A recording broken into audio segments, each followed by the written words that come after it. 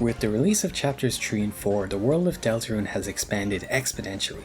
I love this game more than any other, and I also really like icebergs, so I've decided to compile all the interesting Easter eggs, hidden lore, cut content, and dark secrets I could find to create this, the ultimate Deltarune iceberg. With over 400 entries, I'm confident there's stuff in here even the biggest truck freaks won't know about. So you know how icebergs work, relatively well-known stuff at the top, progressively more obscure and disturbing as we go down.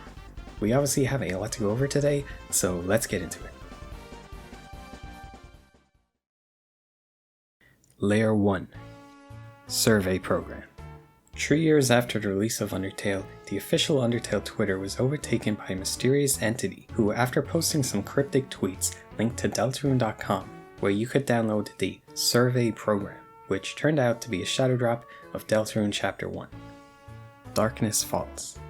This is a song that you've likely only heard if you've listened to the full Deltarune soundtrack before, as the only way to get it to play in game is to not only die in Chapter 1, which outside of Jevil is already pretty uncommon, but you also must choose not to reload, which will then play this sort of bad ending scene accompanied by the dreary song.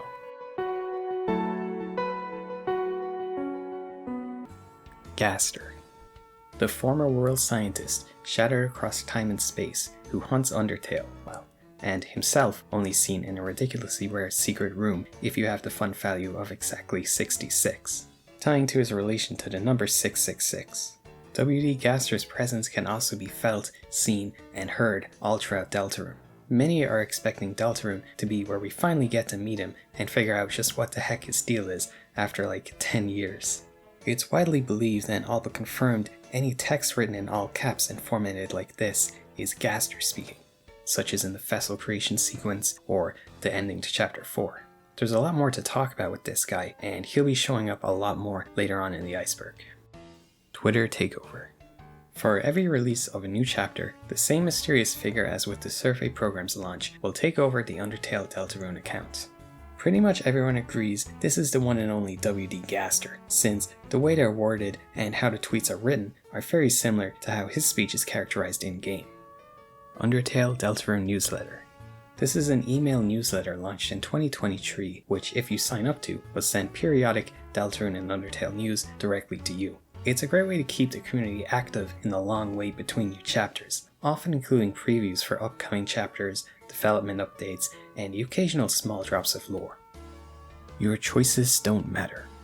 This is essentially presented like Deltarune's mission statement. Along with the vessel creators, no one can choose who they are in this world. It implies, in contrast to Undertale, Deltarune will not allow us to exert our will over its world and the characters within it.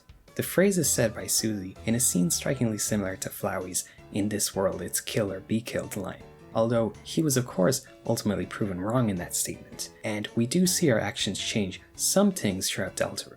Most obviously in whether or not we recruit Darkness to Castletown, and well, the whole weird route. One ending. Continuing the surface level Undertale differences, a game that famously features multiple different routes and endings depending on your actions. It is stated directly by Toby Fox that Deltarune only has one ending. Most accept this to be true, but it's worth remembering that statement is followed by a question mark. And in another interview, he said, "There's something more important than reaching the end." Weird Route. The Snowgrave or Weird Route shows a alternate, dark, creepypasta-esque path we can go down in Deltarune. In Chapter 2, it involves manipulating Noelle to use her exclusive Ice Shock spell to permanently freeze enemies, until we unlock the Thornwing item that allows her to learn the fatal Snowgrave spell, culminating with us turning Birdly into frozen chicken. The route got a major continuation in Chapter 4, where we further mentally torture Noelle, much to Chris's dismay, totally perverting that chapter's cute Lightworld section into something far darker. Noelle is the only character so far able to outright kill in battle, and exploiting that power is the core of this pseudo-genocide route. Des. Des is Noelle's sister, who at some point before the game's events went missing. There are endless ideas for what happened or where she is right now. Some think she's the Roaring Knight, some think she's the mysterious voice we can find lost inside the code of the game. She's certainly going to be extremely important to the Deltarune narrative, and is another character we'll be talking about a lot more later on.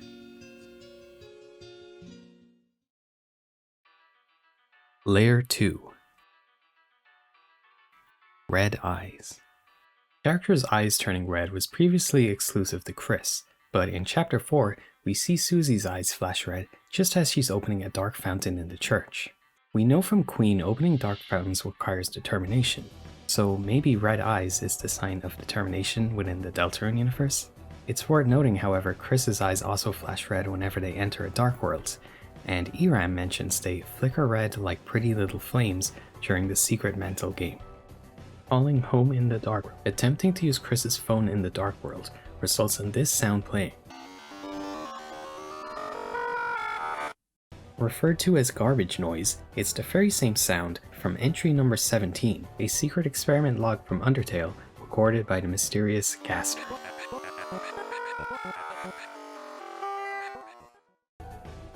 Pippis. Pippis are these little blue egg things that are heavily linked to Spamton. They first appear as attacks in the Spamton Neo fight, as enemies littering Queen's Mansion in the Snowgrave route, and finally there's Fried Pippis, which can appear as an axe you can use to heal yourself whilst fighting Spamton. The Pippis return in Chapter 3 in a secret cutscene, where we see Tenna has one hidden in a closet. Interestingly, when this is revealed to the crowd, they react like it's some kind of drug. Who knew Tenna was into that stuff? Gross. What's the big deal? Everyone does it. Come on, don't act like you've never had one before.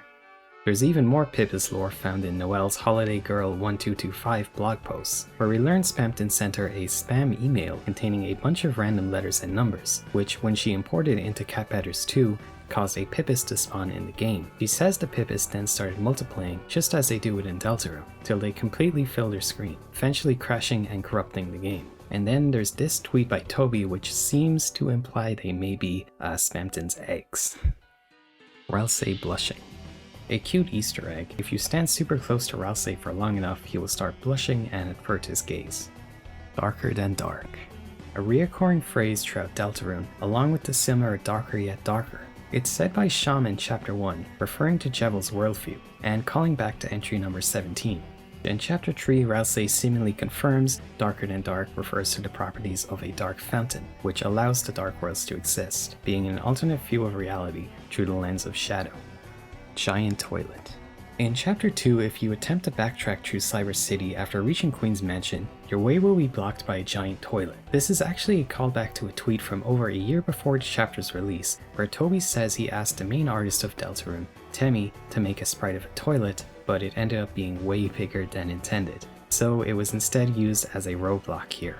On top of that, it can be seen as a reference to Earthbound, where your way is blocked by a similarly nonsensical giant pencil, the interaction dialogue of the two being almost the exact same. Flying Swatch. When the Swatchlings are chasing around in the pottery room, there was a bug where if you interacted with the pottery before breaking it, it and the Swatchling would bug out and just despawn. Rather than removing this in later versions, Toby opted to instead add this funny sound effect and animation of the Swatchling floating away. Pain and seizure. During the vessel creation, the voice asks if you accept the possibility of pain and seizure. I think it's just supposed to be creepy, as rather you answer yes or no, you get the same response of understood. As for if it could mean anything, it's theorized seizure could be meant not in the medical term, but like seizing something, since the vessel you're designing is taken away from you at the end of the scene, and the term pain could be referring to the emotional pain of what's to follow for the game's narrative. Dragon Blazers / Cat Petters.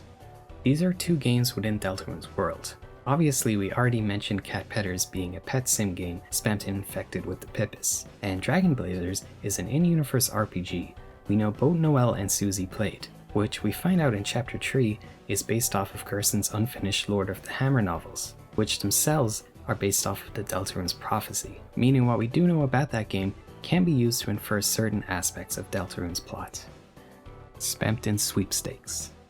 This was a 24-hour charity event for the Child's Play charity, hosted by the one and only Spamton G. Spamton. Donators could win exclusive Spamton themed merchandise. The coolest was definitely these two eBay listings where you could bid for real-life recreations of both the Spamton Mona Lisa painting and a scale replica of that giant golden Birdley statue. The event also featured tons of these secret web pages with obscure teasers for Chapter 3, and this is where Noelle's Holiday Girl 1225 blog posts are from as well. We'll be coming back to a lot of these later on. Naming yourself Gaster.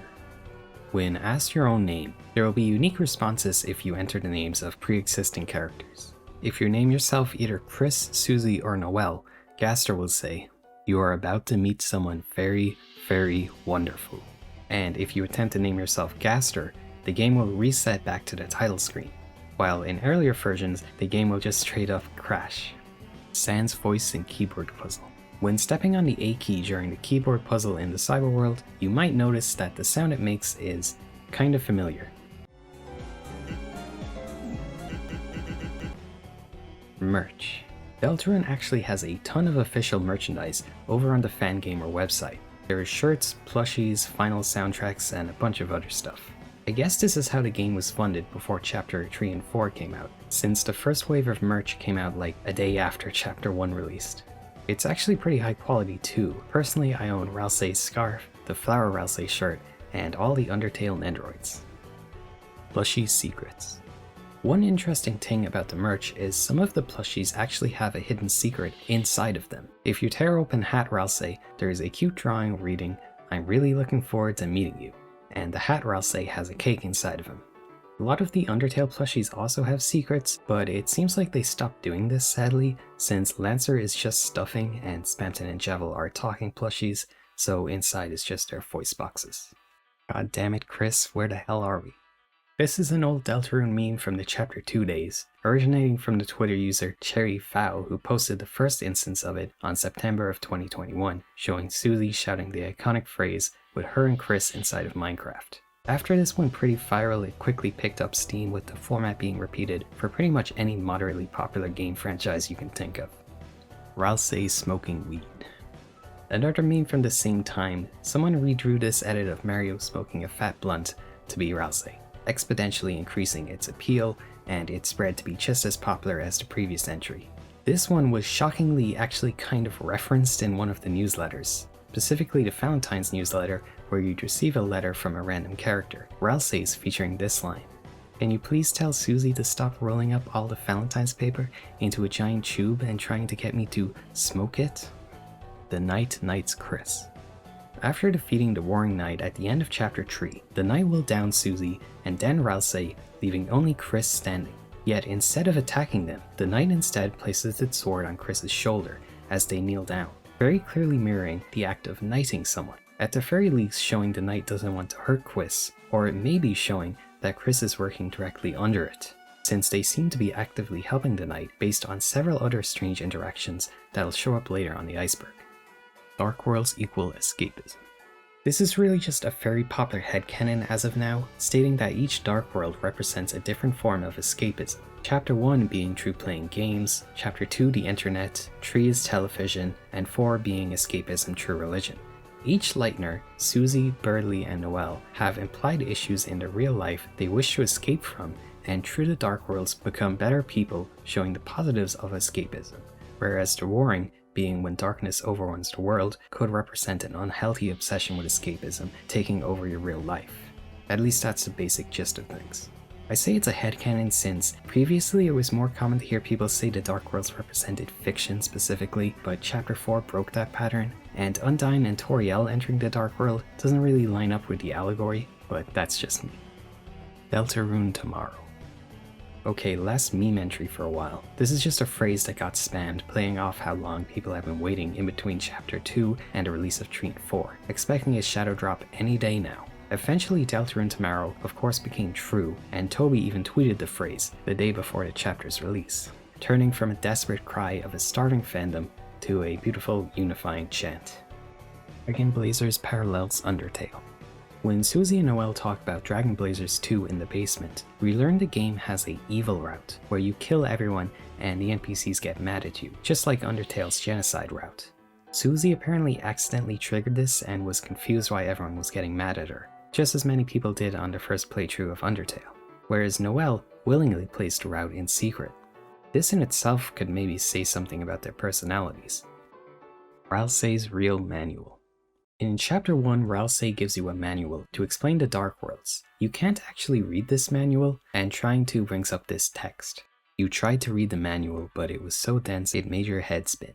You can actually use it in some battles, like if you use it against Clover, they become sentimental and it raises their mercy meter by a whole 50%. As well as that, there's dialogue if you discard the manual around Ralsei. At first he assumes you dropped it on accident and gives it back to you, but if you do it a second time, Chris throws it hard on the ground, scattering its pages, and Ralsei looks really sad and says he'll do better next time. You are pretty evil if you do this. But the main reason this is on the Iceberg is that there was actually intended to be a fully readable manual in-game, and it's still present within the game's files. Being cut presumably pretty early in development, it shows some pretty interesting stuff not featured within the final game, such as a talk button for talking to party members outside of battle, and a dog button, featuring the annoying dog which would appear in battles. Its description reads, "A dog has eaten your commands. You can't do anything for the rest of your life." Canotines. This is a pretty cool artist who posted this card set design on Tumblr all the way back in 2012, which inspired Toby to want to make an RPG featuring them. This RPG idea morphed into early ideas for Deltarune and eventually Undertale. And when the game finally released, we could see the designs for Hattie, Clover, Lancer, and the King were lifted directly from this card set. It really goes to show you never know what kind of effect your art can have on people. Freedom leitmotif. This is a recurring musical pattern that plays in the secret boss fights. You can hear it most clearly in Jevil and Spent in Neo's battle teams.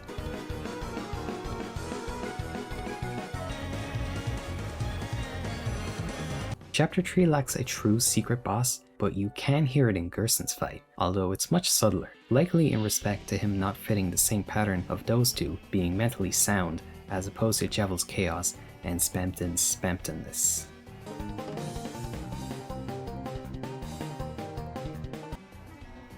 Titles. Titles are descriptors shown beside playable characters in the stats screen. The interesting thing is these titles change a lot depending on what you do throughout each chapter, but they are purely cosmetic. Everyone knows about the Bed Inspector title, which you get by inspecting every single bed in the game. There's also the Moss titles for finding each chapter's secret moss. From chapter 1 to 4 they go Moss Eater, Moss Finder, Moss Mastery, and finally Moss Most. Some interesting ones are how Noelle's titles change if you carry out a Snowgrave run. First is Snowcaster, might be able to use some cool moves. Then, after using Ice Shock, it becomes Frostmaster, freezes the enemy. And after equipping the Torn Ring, her title is Ice Trancer, receives pain to become stronger. Dance references. The Fun Gang dance moves during the Sweet Captain Cakes fight are unsurprisingly all references to something. Ralsei and Susie's are both from the famous Charlie Brown's Christmas special, whereas Chris is doing the traditional Russian dance Kastowski. The Egg Rooms. Each chapter features a mysterious and obscure egg room, which in chapter 1, 2, and 4 you access by repeatedly going back and forth through specific rooms, ending up in an in-between space, and in chapter 3 Within these rooms you'll find a lone tree with an unseen man hidden behind it. After interacting with the man behind the tree, he'll give you an egg. So far, there doesn't seem to be any use for these, although the Light World has a specific place you can place each chapter's egg. Chapter 2 is Sans' shop, 1 is Asgore's fridge, and in chapter 3 it automatically appears on Temmie's desk in the next chapter. Although weirdly, there is nowhere to put the chapter 4 egg yet another pattern broken in the new chapters. As for the man behind the tree, a lot of people previously thought it was Gaster, like most mysteries in this game. But in chapter 3's egg room, and doesn't really talk like Gaster would at all. He seems particularly fixated on being forgotten, which to me draws images of the Goners from Undertale. Combine that with him speaking in all caps, just as Gaster's wingding speak is characterized in game, and his ability to appear in these weird out-of-bounds in-between areas, and I'd say while he more than likely isn't literally Gaster, it's fairly likely he's related to him in some way. Gaster in the bunker. Pretty much everyone agrees WD Gaster is hiding inside of the bunker, somehow. Considering we know there's a dark world in there now, I guess he's just hanging out with the Knight and Unnight. Anyway, it's because of the low droning sound you hear when you approach it, which when sped up by exactly 666% plays the entry number 17 or garbage noise sound.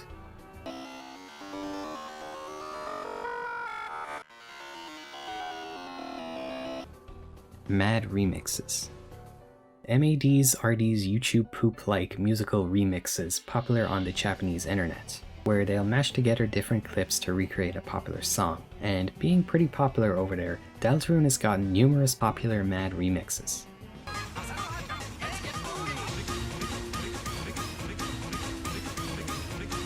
Website numbers. Interestingly, there is a webpage found in the Spamton Sweepstakes ARG which shows the numbers 1 to 5, with each one leading to a different link. These seemingly relate to the Snowgrave route, with the size of each number representing its influence in each chapter. Chapter 1's number being hidden and leading to a page reading "Not applicable." Chapter 2 being the biggest and leading to a page that plays the D.OGG song heard in the Birdly fight.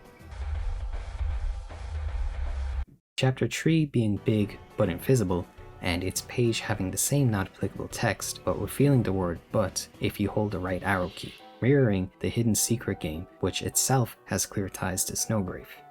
And Chapter 4 being a black screen with a growing red dot, the very same as when imagining Noelle while alone with Ralsei in that chapter. Chapter 5 is almost as big as the 2 number and leads to this song which we have yet to hear.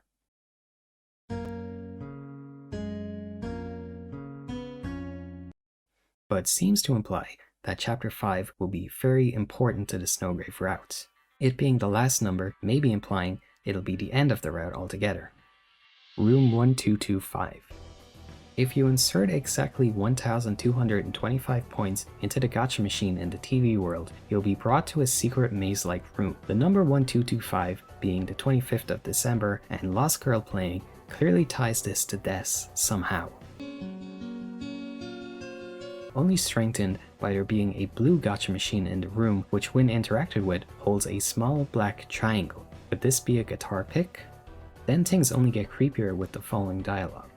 You tried to take it, but it slipped through your hand, and you couldn't find it anymore. You couldn't find your hand. After which, you'll be booted out of the room, and the gacha room will now be completely empty. Anna Origins. A Toby Fox tweet from all the way back in 2016 shows his early attempts at learning 3D animation. I had some free time, so I tried to learn how to do 3D. Never mind. After Chapter 3's release, he confirmed he was learning 3D in preparation for Tenna, who he came up with all the way back then. He apparently was originally going to have his animations be rotoscoped using a Kinect, which would have looked insane, I'm sure. In the end, the team of creatives behind Deltarune allowed Tenna to be brought to life, with Pixelated Crown being the one to model and animate him. My Deltarune. At the end of Chapter 4, Gaster refers to something he calls My Deltarune, written as one word like the game, as opposed to the in-universe religion and symbol which has a space in between. It's apparently at the halfway point. Is this whole game just one big experiment for him? Grammatical errors. There's actually a bunch of random grammatical errors and spelling mistakes in Deltarune. Usually you just kind of glaze past them when you're reading, but some of these are pretty egregious. Knowing how Deltarune is rigorously playtested to the points chapters launch with next to no bugs, there is no way most of these weren't pointed out, so I choose to believe they were left in because they're funny. Cigarette butts. You can find cigarette butts under the bench beside the lake in Hometown. Who the heck is smoking in Deltarune? Pants is seen smoking in Undertale, so maybe it could be him, but he isn't seen doing that in Deltarune. So what if it's Rudy? We know he's very sick, and that illness causes him to cough a lot, so could that be the cause of his illness? Friend. This is Friend. It's a bizarre smiling cat creature that pops up randomly throughout the game. He's first seen in Queen's basement. Then we get a better view of him during Ralsei's speech, where he looks very similar to the dog amalgamate from Undertale, and again in the Iran boss fight from the Mantle game where he appears as an attack. He also shows up in the Spamton Sweepstakes, first in a page related to cat petters, and again on a page featuring the chair which he forms from during Ralsei's speech in Chapter 3. Him having pink and yellow eyes, similar to Spamton, showing up in out-of-bounds areas and in the mysterious Eram's fight, as well as having the underscore device prefix in the game's files, which is largely only related to things tied to Gaster, makes it seem like he will be very, very important. Although for the time being, there's no real concrete information on what exactly Friend is. The most interesting friend trivia is how he appears to be a cat, perhaps born from cat petters, which is described as using an animation system of moving circles. Very similar to this hidden illustration of the prophecy, which shows a tail made of circles, reading, "They'll see the tail of hell take crawl." Battarat high score. The Battarat game in the mic room is really hard. The highest I ever got was 100,000 points, but you can actually keep going like forever, well into the dozens of millions, and if you reach a high enough level, Friend will start appearing alongside the cats. Really weird and further tying him to cats and cat petters. Lancer Cookie Exploit. When Lancer gives you his Lancer Cookie, he'll give you another one right after you eat or sell it. So this can be exploited to endlessly gain money, but it is incredibly inefficient since each cookie only sells for $1 dark dollar. Tenna TV Face. This one's just insane. Tenna's nose and mouth, when flipped to the side, forms the letter TV when he's smiling. We are the angel. This slide of the prophecy depicting the angel is oddly obscured from us, the player. Susie is really shocked that that's what the angel looks like, so it must be something pretty freaky. One of the more prominent ideas is that it's an image of us, and like the reason it's hidden is so there's just a blank space there that would reflect our face on the screen. It's pretty crazy. But I also think it's just as likely it's hidden because it's something we would recognize, and it's obscured because it would spoil things. Like it could just as easily be, I don't know, Gaster, or an abstract representation of Noel, or even just a generally very out there design for the angel. Death's Night. Well, looks like the mystery's over, huh folks? Debates over the night was dominating Deltarune's theory scene ever since Chapter 2, and it was a huge part of the community that I'm honestly gonna miss. There were so many weirdly convincing arguments from the Mayor, Father Alvin, Jaro J's awesome Oberon Smog theory, of course Gaster, and I always really liked the Papyrus Night theory. But the vast majority have now settled on Death's Night. The evidence pile is pretty tall. The Knight's sword resembles a bat like Death's riffle bat. Chapter 3 has a big focus on Death. She had a relationship with Chris, explaining why they're in cahoots. The Knight has deer antlers and it's ore farming like an edgy teenager. I still don't think it's 100% confirmed, but is by far the most likely candidate. What's more interesting to me is how Death is the Knight, while also still being missing and maybe even being that mysterious voice at the code. We'll have some entries relating to that later on.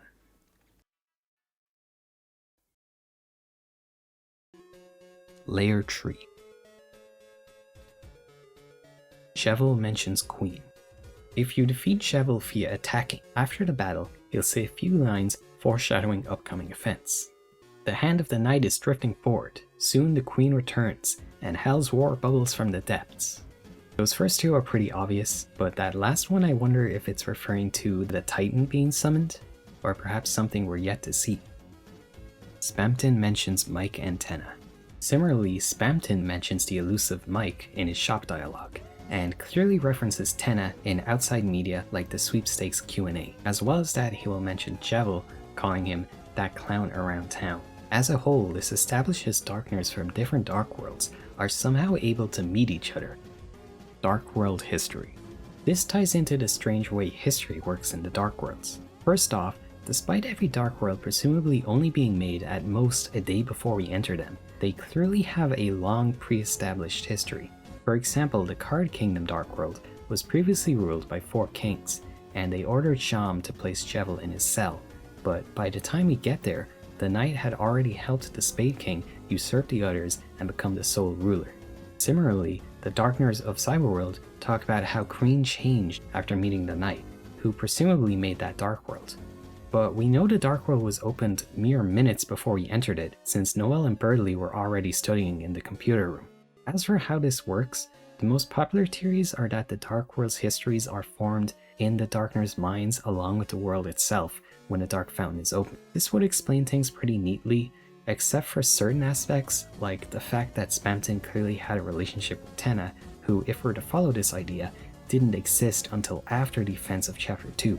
So another idea is that the dark worlds always exist between light world items in some kind of ethereal sense, but are only given form that we can see after a dark fountain has been opened. That would make everything make sense, but this too is contradicted by how Darkners refer to their previous worlds disappearing after we close the fountains. Like Lancer saying his castle disappeared after chapter 1. I don't know, thinking about this too much makes my head hurt, but there just isn't enough information to make a solid, definitive theory on how this works yet. Sans Deltarune is Sans Undertale. This is probably the most popular Deltarune theory. It put forward the idea that Sans we see in Deltarune is the very same Sans from Undertale. The supporting evidence for this includes Sans' design and personality being completely unchanged from his Undertale appearance, his store clearly being a remodeled Grillby's, us having the option to say we met before, and Sans joking about it, and an Undertale Q&A where when Papyrus is asked about life before moving to Snowdin, he says there was green grass before being cut off by Sans, many interpreting this as being Deltarune's hometown.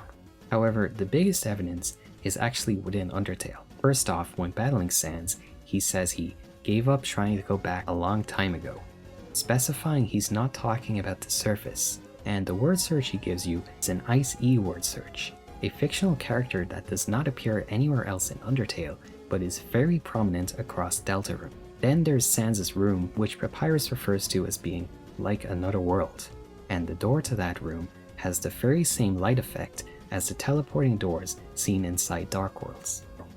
Sans' lab. Within Sans' secret lab is even more details seemingly linking him to Deltarune. First, there's a broken machine under a sheet that apparently cannot be fixed, which many assume is how he was able to travel between the two worlds in the first place, and it being broken being why he says he gave up on trying to go back. But the real smoking gun is what's described as a poorly drawn picture of 3 people you don't recognize. On top of that, the picture is only added in an early update to Undertale, and then, in a later update released 2 years before Deltarune's release, depending on your fun value, the words "Don't Forget" are added to the back of the picture. The "Don't Forget" line obviously very blatantly links the picture to Deltarune, as well as the image being poorly drawn, makes me think of Ralsei's drawings in the unused manual he gives you. The 3 people more than likely being the Fun Gang. Honestly, this is one of the few theories there's so much evidence for, I can't see any future where it's not true. The Knight's voice. The sound effect titled Knight_Pulse, used before the Knight screaming, when slowed down, reveals what seems to be a speaking sound that no character we've met yet has, one that would suit this very well.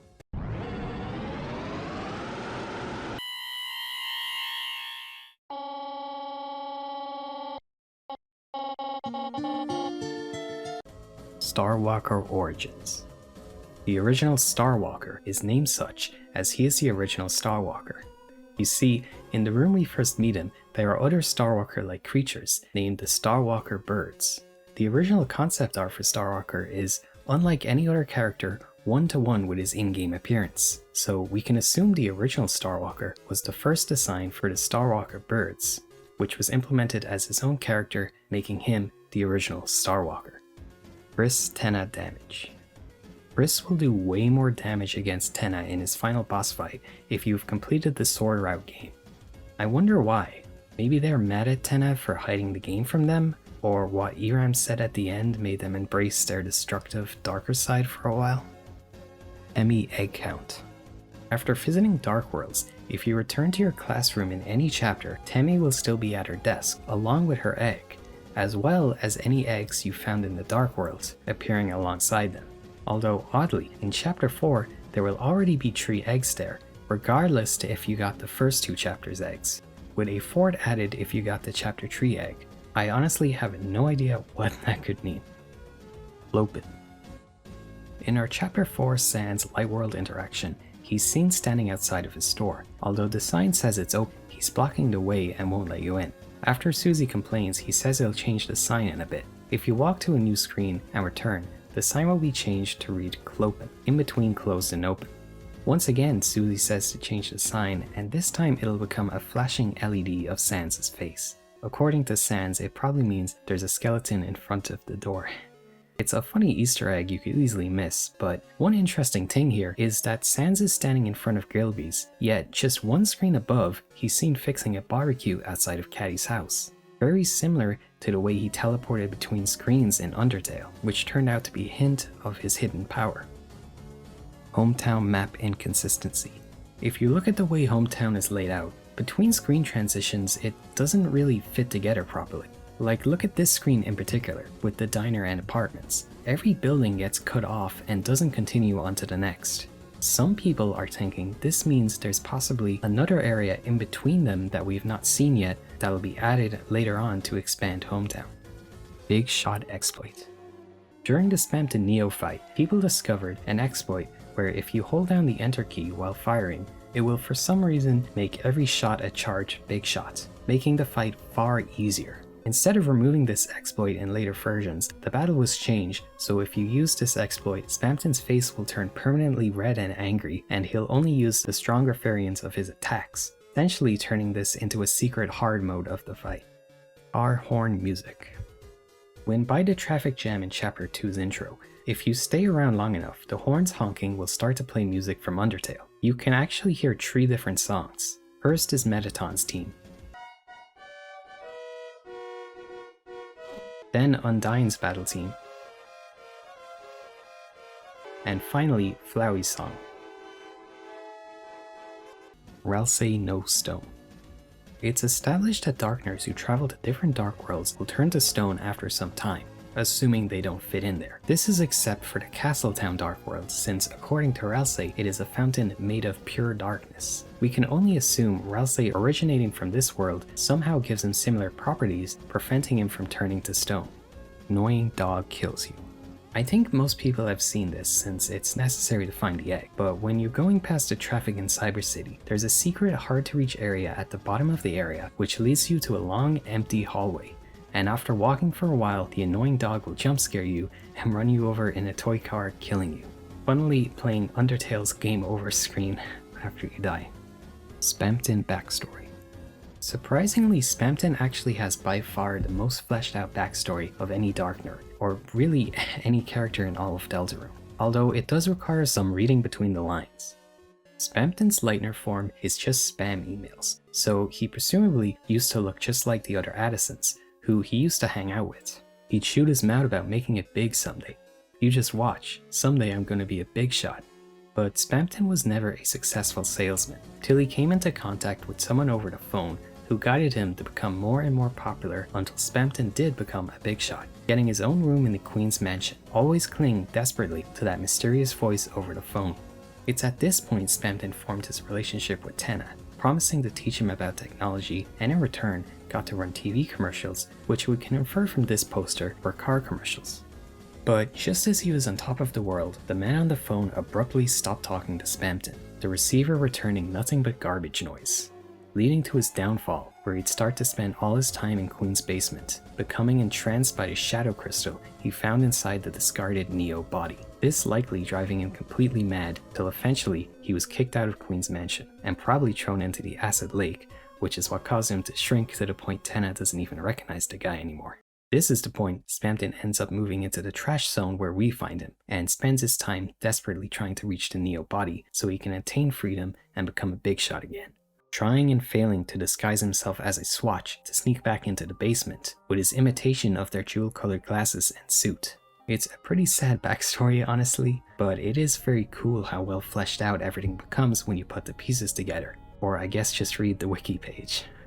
You can tell a lot of love and care was given to him by Toby, and it definitely enhances my appreciation for who's already like the top 3 Deltarune characters. God of Hypernet on Azrael's PC. In Chris and Azrael's room, if you interact with the PC, you find Azrael has a folder for an unfinished game he was designing, the final boss design being a creature with giant rainbow rings, clearly calling back to Azrael's God of Hypernet form from Undertale, which I guess makes sense, since it's essentially his idea of an edgy, super overpowered OC, which he turns into in Undertale and would probably have as like a original character in the Deltarune universe. Chris Darkroom Rug. On the rug in Chris's Castletown room, you can see it has the Delta Rune on it, only it's actually colored in, with the 3 triangles clearly showing the three heroes' colors: green for Ralsei, blue for Chris, and purple for Susie. That just leaves a white dot, which Gerson says represents the angel in Undertale. Assuming it's the same in Deltarune, the only character that would fit that is of course Noelle. Noelle is the angel. Noelle is connected to the angel from the prophecy constantly throughout the game. At the most basic level, she just looks angelic in her Dark World form with the white robes, where everyone else has some kind of cool or badass form. Spamton and Addison both refer to her as Angel. Her healing ability is described as Heavenly Light. There's a very blatant allegory to Jesus with the Torn Ring, and there's this pose. Then in the Ferris wheel with Susie, she even says she wishes she could grow angel wings and fly. And she has literal angel wings in her closet from when she played the angel in the school play that apparently she wore so much they started to fall apart. So yeah, it's not exactly subtle. Eating Undyne's chocolates. Everyone knows if you interact with Undyne in Chapter 2, she'll give you a box of chocolates for Alfie's bike. But did you know there are several different things you can do with the chocolates instead of giving them to Alfie's? First, you can instead return them to Sans' store, where he funnily thinks you're giving them to him before realizing you want a refund and gives you $5. Alternatively, you can either eat them alone or when Susie is with you. It gives some dialogue about how you feel you shouldn't have eaten them, and Chris feels pain in their gut, being one of the very rare instances where you can take damage in the light world, depleting your HP by 1 point. Spamton-Tenna connection. I've already mentioned Spamton and Tenna knew each other before we met them. The lore between the two is interesting enough to get its own entry. It was mostly hidden in stuff like sweepstakes and previously incomprehensible lines by Spamton, with Chapter 3 giving us the full context of their relationship. From what I can piece together, during his Big Shot days, Spamton and Tenna had a business relationship where Spamton's ads would play on TV, and in exchange, he was going to teach Tenna about the internet and his secrets to becoming a big shot. However, after signing a contract of some kind, the mysterious phone caller who gave Spamton his success abandoned him, leading to Spamton turning pale and abandoning Tenna, ending up as we see him in game. This leading Tenna to harbor resentment for Spamton. Darn it, this is all that spammy mailman's fault. He told me he was going to teach me how to use technology, how to plug in and make it big, and where is he? And Spamton blaming Tenna for his life going down the drain. That damn boob tube. You're the one who should be having a refreshing night's sleep in the recycling bin. Everything is his fault. I can only assume whoever was on the phone did not like him signing a contract to help Tenna. In Chapter 3, we get to see the two reunited in a secret room. Assuming you have either the Dealmaker or Puppet scarf from this feeding Spamton. Spamton is overjoyed to see Tenna kept one of his Pippas, but I guess Tenna doesn't recognize this new gremlin Spamton, leading to this truly heartbreaking interaction.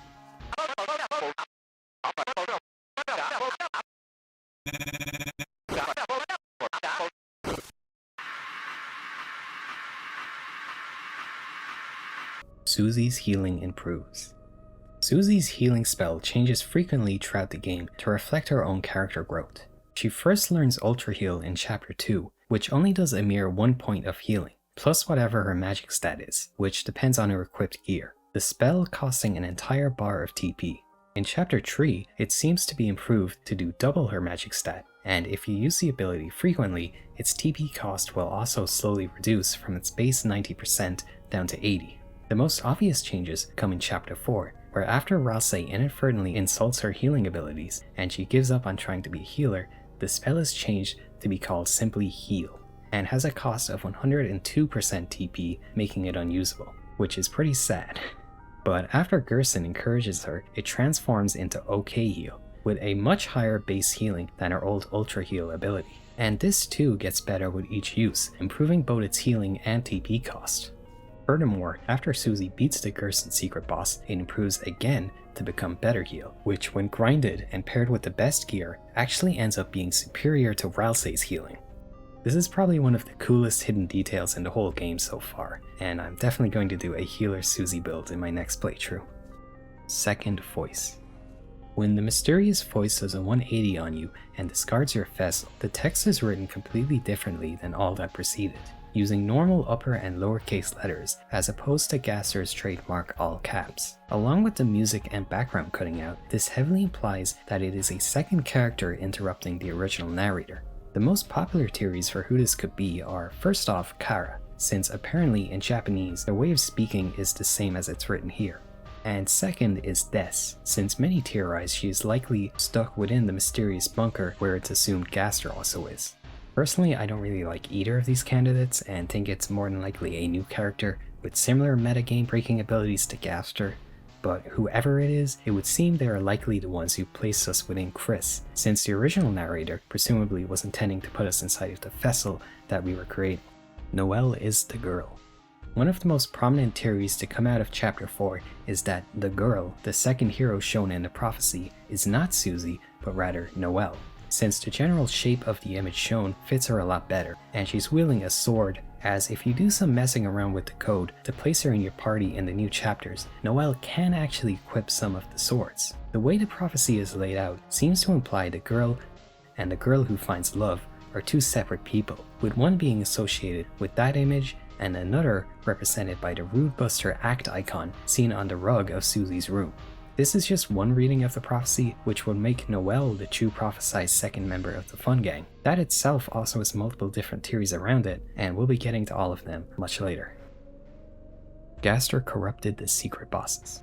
There are very interesting lines implying the reason the secret bosses Jevil and Spamton went crazy was directly caused by Gaster. For Jevil, Sham states Jevil started saying bizarre things after meeting a strange someone, saying that what Jevil said to him after this stuck with him, causing Sham's worldview to grow darker yet darker. Spamton's backstory tells of him becoming a big shot due to getting advice from someone he'd speak to over the phone, which after abandoning him returned nothing but garbage noise. On top of that, both Spamton and Jevil are occasionally seen speaking in all caps. Shadow Crystal corrupted the secret bosses. Another possible reason for the secret boss's unhinged personality is that the shadow crystals they all drop is the cause. An important point here is after defeating the knight, they drop a shadow crystal, so it's heavily implied they are the ones giving them out. As we know from inspecting it ourselves, the shadow crystals reveal the light world counterpart which the dark world spawns from. Considering Jevil and Spamton's hyperfixation on freedom, perhaps the reason for their going insane is realizing they are merely everyday objects with no real autonomy outside of the dark worlds. This certainly explains why Gerson is so different from them, since he didn't really bother to look at his Big Shot vocals.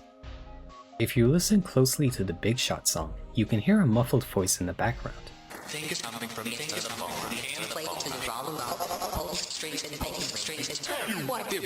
Considering the lyrics focus on cutting springs, phones, and freedom, I wonder if this is supposed to be Spamton's canon voice. Elements. Deltarune has a mostly hidden element system, where certain attacks are assigned elements and certain armor is in turn resistant to specific elements. There is not much attention drawn to this in-game, and there are only a few implemented so far, but here's some interesting ones.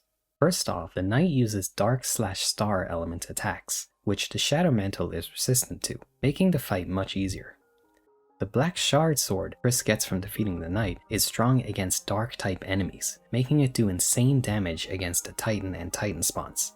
Weirdly, Spamton's attacks have the element puppet/cat, which also applies to most of the cat enemies in the game like Task Manager, and this element is the only one that has multiple armor pieces that are resistant to it so far.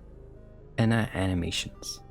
Many of Tenna's iconic animations are actually referenced directly from stock animation sites, which adds to their funny factor. I definitely recognized his dance and kick as soon as I saw them. Smash Mario World references. There are a ton of Nintendo references throughout Deltarune. To name a few, according to dialogue from Toriel, Chris and Azrael used to play a game called Super Smashing Fighters, and we also learn Azrael is a big fan of Yoshi specifically, even going to Father Alvin to confess he had dropped the lizard in the pit to jump high, obviously referencing how you can do that in Super Mario World. The do-whoop circle transition thing from Mario World also shows up in Chapter 2, and finally, Birdly multiple times shames Chris for wave dashing, calling it cheating, which is an advanced movement tech in Smash Melee. This specifically implies Chris is like a very advanced Smash player. And of course, the Chapter 3 minigames very clearly are based off the original Legend of Zelda NES game, even being titled The Legend of Tenna. Spamton Neo unused attacks. Pretty much every Deltarune boss has a bunch of unused attacks that the amazing Deltarune community has restored and put back into the game via mods. So the next 3 entries are dedicated to the coolest ones. Most of Spamton Neo's are just much harder versions of the attacks he has in the final version, but there is one really cool looking one where a bunch of Neo's body parts swing back and forth at you, and another that has these creepy hands reaching out from the top and bottom of the screen. Roaring Knight unused attacks.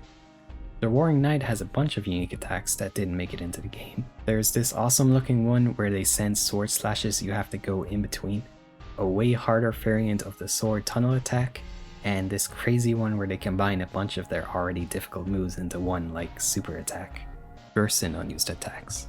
Gerson's attacks were mostly just toned down to be easier, but there is this one really cool one where he turns you green so you can't dodge and then bounces the soul around inside the box. I kinda wish that this stayed in the game somehow. Titan title screen.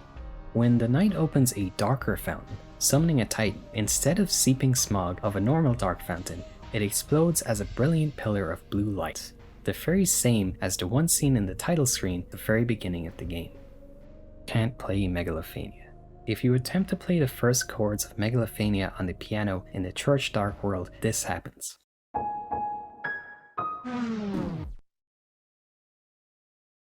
Ho ho ho carol scene. So you know those little Santas you can turn on in Noel's house that go ho ho ho? Well, if you turn one on right before triggering the cutscene where Carol approaches Chris, it completely overrides it, and instead of saying our usual, "As you know, you are always welcome here" line, she just tells Chris to turn off the Santa to save batteries. It's very unlikely a player will do this, but if you do, you'll totally miss a super important piece of dialogue, which makes this way funnier. Chris's save file. When you first enter a dark world and go to save your game, Chris already has a save file present. This is clearly going to be relevant since in Undertale and every other game I can think of, the save file is blank before you save. Even if you start a fresh playthrough from another chapter, Chris's save file is still present and you have no choice but to overwrite it. Maybe this is simply supposed to mirror how we overtake Chris's life by possessing them? I would say the save implies Chris has been to Dark Worlds before, but the save file has 0 hours and 0 minutes of playtime, and Chapter 4 establishes that they can see them in the Light Worlds, so probably not. Character trapped in code. Buried in the code of Deltarune, you can find unused dialogue of someone who is lost within the code. Hello? Is anybody out there? It's dark. It's so dark in here. The most common speculation for who this could be is Des, since she's obviously missing in Deltarune. Perhaps this is her trapped within the bunker? The theory seems to be supported by the new lines found in Chapter 3 and 4, since how she describes where she's stuck almost sounds like some kind of empty, dark world. I always did have that nightmare, walking into the darkness with light shining from the doorway, then the door slams behind me and everything goes black. I'm starting to lose track of time. Has it been days? Hours before the sun came up, and so many wonderful things happened that made time meaningful. Things like breakfast or late night TV. In this place, I don't eat or drink anymore. I can't tell if I'm awake or dreaming, dead or alive. It's nothing but pitch black silence except for that noise. That scratching noise I sometimes hear. Asgore's Flowers. In Asgore's Flower Shop, there's a special area for 7 particular flowers, which correspond to the color of the 7 human souls from Undertale. I'm sure these will make for a really cool boss fight in a potential flower shop for Dark World. Unused Susie block puzzle scene. This is just an unused cutscene where Susie has an alternate solution for the basic box puzzle in Chapter 1.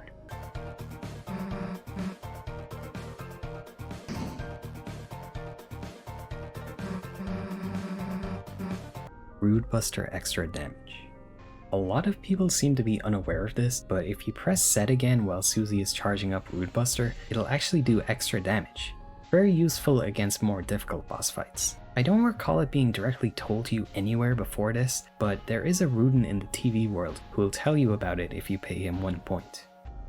Annoying Dog Race. It's easy to miss, but if you go back in this room in Gerson's study after sealing the first church fountain, you'll trigger an intense climbing race with the annoying dog. This is where that infamous roast chicken art is from.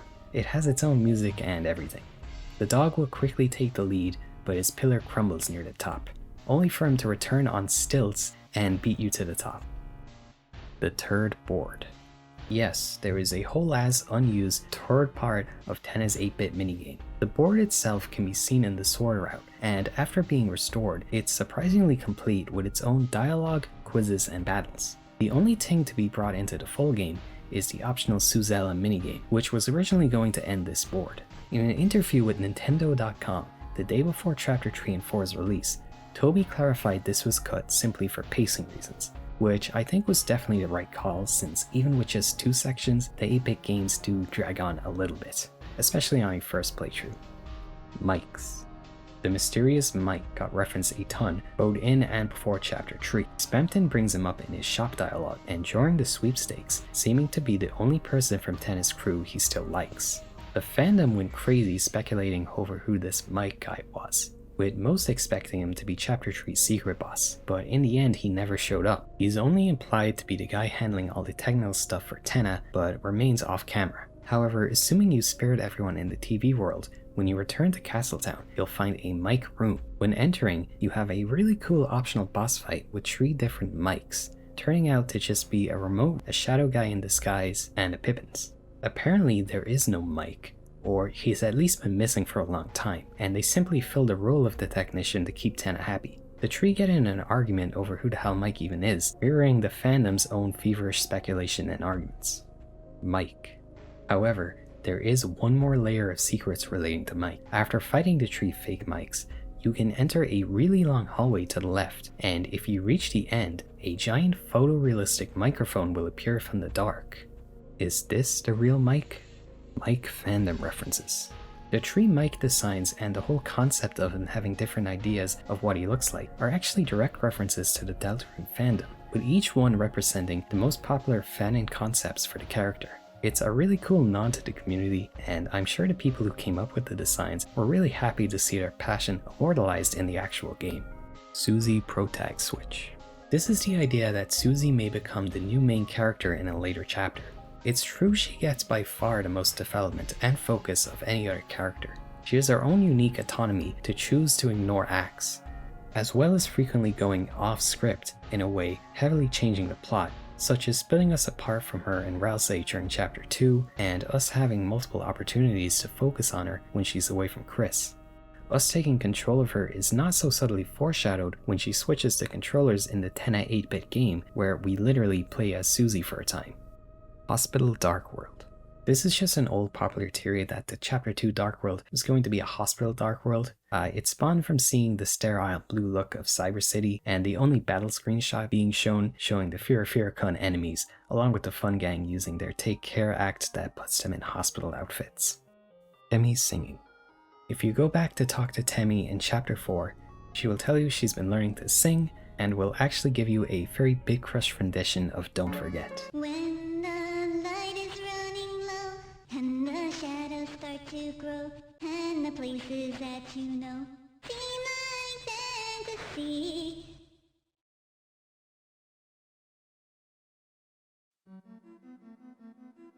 Layer 4. Chris is Kara.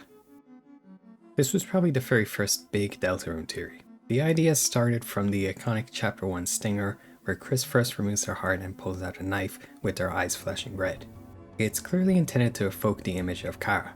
People pointed to their similarities, and this scene to imply Chris literally was Kara and expected the full game to basically be Genocide Route Feat 2. Obviously, after Chapter 2, it was very clear this wasn't the case. Personally, I believe Chris is Kara in the sense that they are the Deltarune equivalent to the character, as well as Frisk with their name being an anagram. But in the same way Azrael Deltarune is Azrael Undertale, whereas only in name and surface level characteristics, but their actual characters in this more mundane world are completely different. Gaster Follower Tree. In Undertale, depending on your fun value, you have a chance to meet one of several different Gaster followers. They are grayscale mirrors of existing characters within Undertale that disappear after saying something creepy, often relating to W.D. Gaster. Well, all for one, as Gaster Follower Tree is the only one with no corresponding normal colored character in the game. That was until Deltarune came out and we finally got to see his normal colored sprite. Very surprisingly, he appears to be a bird monster, when his grayscale follower sprite made it look like he was a giant smiling face. As well as that, in Deltarune he is really creepy. The most standout is Chapter 4, when he has some really odd dialogue when you run into him. Just repeating, wait, stop, wait, stop, don't stop, wait, over and over. Ralsei is a girl. This refers to a really old video that basically became like the Sans' Ness of Deltarune, positing that Ralsei is in fact a female. The video itself is not very good, to the point of being pretty funny. The guy spends the majority of the video whining and insulting people who disagree with him, and the video's focused on disproving Ralsei is Azrael, and the only real evidence he shows for this making him a girl is Susie's surprise when Ralsei takes off his hat, which must mean she's surprised that it's a she and not a he. You still see this theory get ironically referenced a lot today. Sky Mantle. The Sky Mantle is an unused piece of armor that would reduce damage taken from attacks made of the element 1, being Elec/Holy attacks. Both the Sky Mantle armor and the element not showing up in the game yet seems to imply there will be a boss who uses that element in the same chapter will get this armor. Its name being so similar to the Shadow Mantle that's all but necessary to defeat the Knight definitely makes it sound like it'll be important. Sideways attack power. When fighting Lancer in Chapter 1, complimenting him will make his attack power go down, and if you compliment him again it'll go back up. Then if you compliment him a third time, the menu says his attack power went sideways, and if you get hit by him after this, your damage will actually display sideways. Lancer Forbidden Walk animation.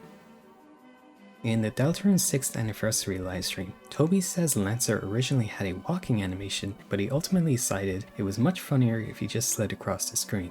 I definitely agree, and it's never been released, but I can only imagine how insanely off-putting that unseen walk animation would look now that we're so used to his majestic sliding.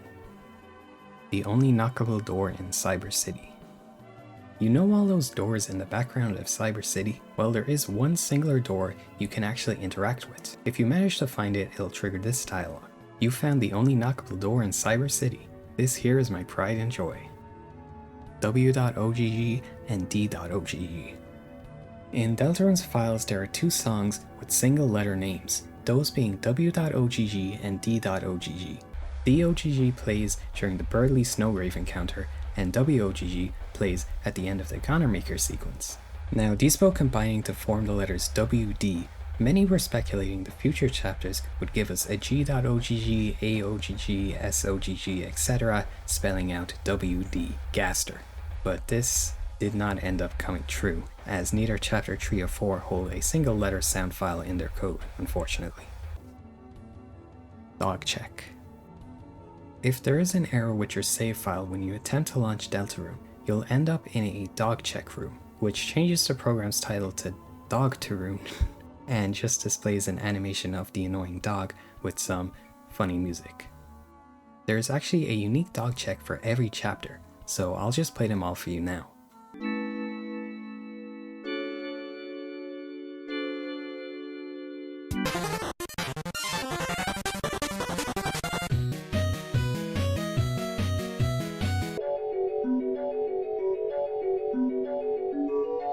There was also two new secret dog checks implemented as the missing.404 pages for Deltarune.com.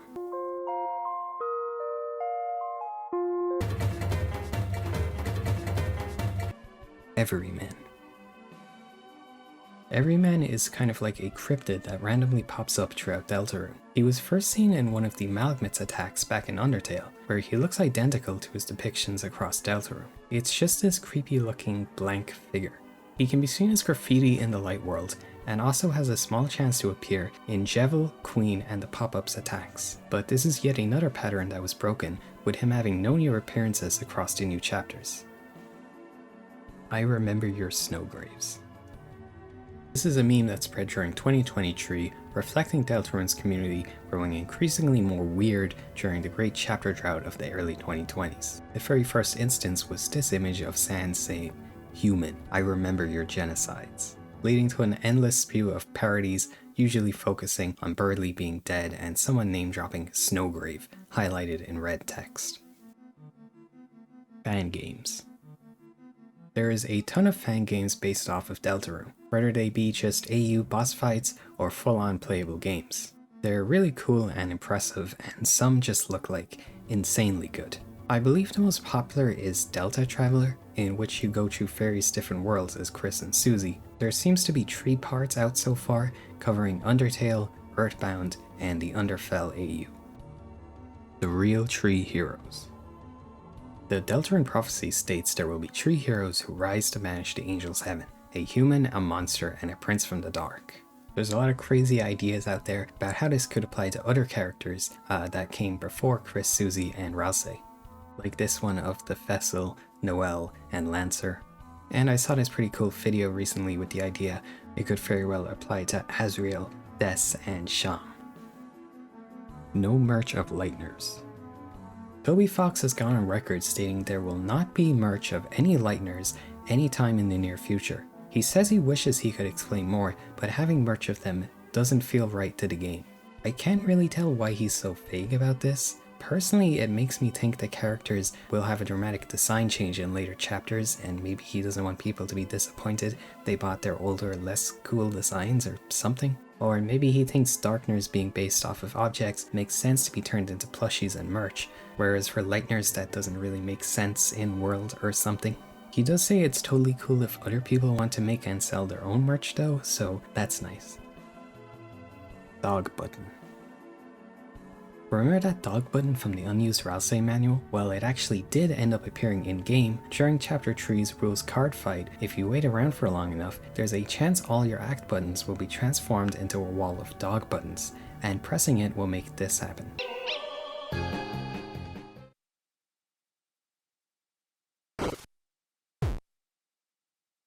Challenger!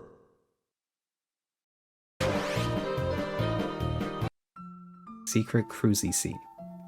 At the end of the secret Sword Route game, when you walk off screen as a little 8-bit Chris, if instead of attacking Chris right away, you instead walk off to the left, Susie will enter, initiating a scene where she teases Chris for playing games alone. If you then walk the small Chris back on screen and hit Susie, she'll fall into Chris's arms, playing this scene, where Chris shows some very rare emotion and Susie blushes before offering to let Chris taste her hair. Amalgate's Graves. The 3 graves in Deltarune's graveyard correspond to the Amalgates from Undertale, being fallen monsters who were revived via Alfie's determination experiments. So I guess they're still dead here. Memory Head Discrepancy. Staying on those graves, 2 of the Amalgamates are mysteriously absent, being both the Reaper Bird, who's the one who has the attack with every man in it, and the Memory Head. This seems to imply their corresponding monsters are still alive in Deltarune, but for the Memory Head, that's especially interesting since it's the only amalgam not to have the monster they are based off revealed. They're especially weird even for an amalgam, so whoever that is sure to be very, very interesting. Newest Girl. This is one of the more interesting posts from Noelle's in-universe blog. It tells the story of an intense interaction she saw between Chris and Susie before the events of Chapter 1, where Susie threatens Chris after they snicker at her. She ran over and grabbed Chris by the hair, staring into their face really close. One day, your mom's gonna get sick of you, you little freak, and as soon as that happens, someone might make you disappear, and she'll finally realize how happy she was without you. But after all that, Chris didn't say anything at all. Susie exploded. Say something, you idiot. It felt like her voice echoed around the room forever. Then, when it finally went quiet, Chris's mouth looked like it moved. To be honest, moved so slightly, I couldn't even tell if they said something or what. But whatever it was, Susie's attitude suddenly completely changed. She let go of Chris, backing off quickly, then left the room in such a hurry she easily would have won today's leaving first race. This shows a more intense and disturbing side to Susie's bullying than anything we got to see in-game. And what Chris says that rattles her so much must have been something pretty bad. A common interpretation based on the context is that they said something along the lines of, "At least I have a mom." This seems the most fitting since it's heavily applied Susie either lives alone or is adopted, but really it's left up to your own interpretation. Shipping. As with any fandom, there are endless ships and corresponding shipping wars over what character should end up with what romantically, each with their own names. Suzel is the only one that's really supported by the game to be like even remotely likely, but that's pretty safe and boring. Personally, I am a Curdly believer. Intro skips. Every Deltarune chapter comes with a pretty hefty intro sequence. This results in a long time holding the skip dialogue button before you even get to the gameplay. So as an in-universe way to skip this, on any replays of a chapter, you have the option to go back to sleep as soon as the chapter begins, which results in Quiz waking up already in the Dark World, or in chapter 3 and 4's case, at the first TV time board and at the end of the church sermon respectively. What is hyperlink blocked? The phrase hyperlink block is repeated consistently by Spamton. The way it's used implies it's censoring a specific phrase, and he always says it in a way that makes it seem like it's something tangible that he wants and believes Chris does as well. Based on its context, many believe it may mean freedom, but that shows up uncensored in other lines. Personally, I believe that it's love, specifically the Undertale version that acts as your level only growing through killing monsters, level of violence. Since Spamton seems to believe getting stronger is the key to achieving freedom and cutting his and Chris's proverbial strings. I mean, it just seems to fit his dialogue like a glove. No, I get it, it's you and that hoochie mama. You've been making, haven't you? You've been making love. And now that you have your own supply, you don't need me. That's right, now's your chance to be a big shot, and I have just the thing you need. That's love. Sealing fountains raises level. Chris's level will raise by 1 each time they seal a dark fountain, along with your stats rising by 1. Interestingly, your light world level always remains static, which you could interpret as light world levels being love as in Undertale, whereas in the dark world it's something different, since killing enemies with Snowgrave does not affect your dark world level at all. You just got Lancered. This is just a secret link from the Spamton sweepstakes that if you click on will bring you to a static image of Lancer that we now know to be from the Chapter 3 TV World minigame. And if you click on him, it'll take you to this very cool YTMD inspired page.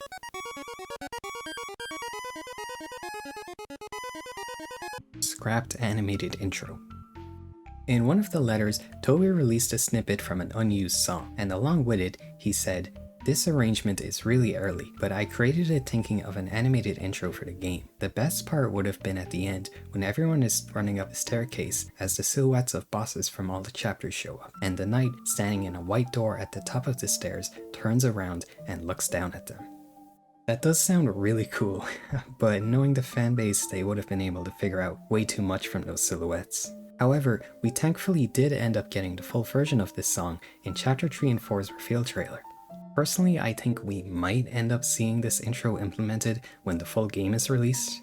I mean, I certainly hope so. No eggs weird route. In an odd detail, I have no idea what could mean. You cannot get some of the eggs if you carry out the weird route. Chapter 1 and 4 are fine, but Chapter 2's egg room simply will not trigger. And Chapter 3's cannot be achieved if you defeat the Ribic or Sapper using violence since they're necessary to get to that room. There's also that weird PlayStation trophy for not getting any eggs that's called completion without issue, which seems to imply Gaster doesn't want you getting them. Vessel will return. If you didn't know, the vessel you create in the intro is saved in the game's files. This seems to heavily imply that it'll make a return at some point in the story. Given all its Gaster, Gunner ties, I think it's pretty feasible we'll come across it in some creepy test tube inside the bunker or something. Maybe in the Snowgrave route, Chris will be so done with our shit they'll remove us from him for good and we'll be transferred into the vessel from then on. Big Shot Soda in 1997. In what is either a very obscure reference or an absolutely insane coincidence, there is a commercial for something called Big Shot Soda, where Spamton's trademark phrase is repeated over and over, and the year this commercial aired, 1997. You need a big shot? I got your big shot right here. Heartache and Bone Trussel meant for Deltarune. In the Undertale piano score booklet, Toby writes that both Heartache and Bone Trussel were originally intended to be used in Deltarune, at least the 2012 version of the game, which he quickly abandoned. Apparently, Bone Trussel was just going to be the default battle team, and Heartache was originally titled Joker Battle, which when you listen to it, it does fit Chevel pretty well.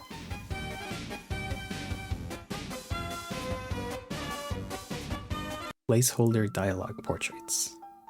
Before their dialogue portraits were finalized, the Fun Gang had these insane looking placeholder talk sprites. Susie and Ralsei's are just hilarious, and Chris is just this blue amorphous blob. Character plushie interactions. So if you remember during chapter 2, Crean wins you a gift at the little amusement park area, and you get the choice to give it to 4 different characters. Well, each choice has its own little interaction. If you give it to Birdley, he will get a plush of himself with nipples that he's very tsundere about, but you can tell he appreciates it. And Noelle and Susie will act all shocked you chose him, despite it being the best option. Then Birdley will also join your party, but only for this one singular room. If you give it to Noelle, she'll be happy and think, Chris hasn't given me a gift like this since we were little kids. But then she'll interpret it as you wanting to simply return the gift and reveal her disguise like usual. Giving it to Susie has her assume you stole it, and when Ralsei says that must mean Chris really wanted to give her a gift, she becomes flustered and goes to steal one for Chris, pulling off Noelle's disguise. And furthermore, upon returning to her room in Castletown, the plush will appear on her nightstand. Finally, choosing Ralsei, he'll say, I've never gotten a gift like this before. I'm so happy, I don't really know what to say. I'll win something for you too, okay? Then he'll actually have a full unique animation where he throws a ball at Noelle, revealing her disguise. When going to chapter 4 on this save file, when we get to see Ralsei's uber depressing empty room in chapter 4, the Ralsei plush will be there as his sole possession, which he says he hugs onto every night as he sleeps. TV game name reactions. During the first round of TV time, when you are prompted to choose a 3-letter name, there's a surprising amount of unique lines Tenna will say for specific names. If you set your name as Ass just like Susie, she'll laugh and say, Chris, I knew I could count on you. And if you use either Susie or Ralsei's names, Tenna says, well, this is going to get confusing, isn't it, folks? Finally, the craziest one is that the game outright prevents you from using any shortened versions of the F word, but if you are dedicated enough to modify the game files to remove this restriction, that too has its own unique response. It causes both Ralsei and Tenna to look totally shocked while Susie just laughs, and then the whole feed cuts out, returning with your name simply changed to Fun. Deltarune is somewhere else. After leaving the church dark world, you and Susie will be left to explore the empty hometown, and a remix of the iconic It's Raining Somewhere Else track from Undertale's diner scene with Sans plays. It makes for a really powerful melancholic moment to reflect on all the crazy stuff that just went down across that chapter. But very interestingly, the song is titled The Place Where It Rained, implying this is the somewhere else the Undertale song was referring to, adding further fuel to the Sans is from Deltarune theories. The said room. On release, there were a lot of people complaining online over the Shadowmantle sword route being locked behind getting an S rank on the TV time boards. You can pay a Ruden to change your score, but it's unlikely an average player will end up with the 1000 points needed for that. But did you know there's a secret alternate entrance for people who struggle? Yes, if you do so unbelievably bad that you end up with points even lower than a C rank, you'll get a secret Z rank. This allows you to enter the rundown looking Z rank room. This is actually how you use that mysterious manhole in the Sword Route minigame room. And if you look at what's inside the Z rank room, it seems to almost certainly have been made originally for Spamton. In there you'll find a censored poster with the text very clearly pointing to it being of Tenna and Spamton. It's an old poster, seems like a collaboration between 2 stars. Their smiles seem so bright. As well as a phone that's been unplugged. Combine that with the shattered mirror, and it seems like this is all but certain to be where the voice on the phone abandoned Spamton after he signed his contract with Tenna. And let's not forget about the T rank room, unlocked by beating the board flawlessly. This one's a little bit more memey.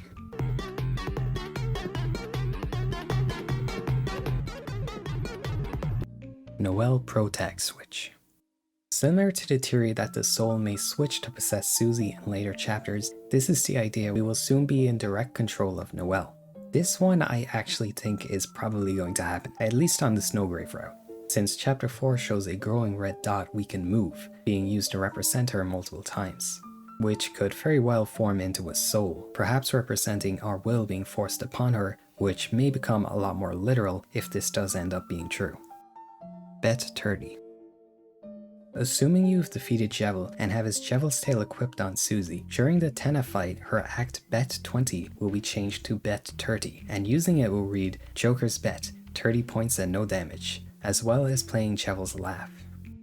Also, if you have Spamton's Dealmaker in your inventory, Spamton will narrate Tenna's check dialogue.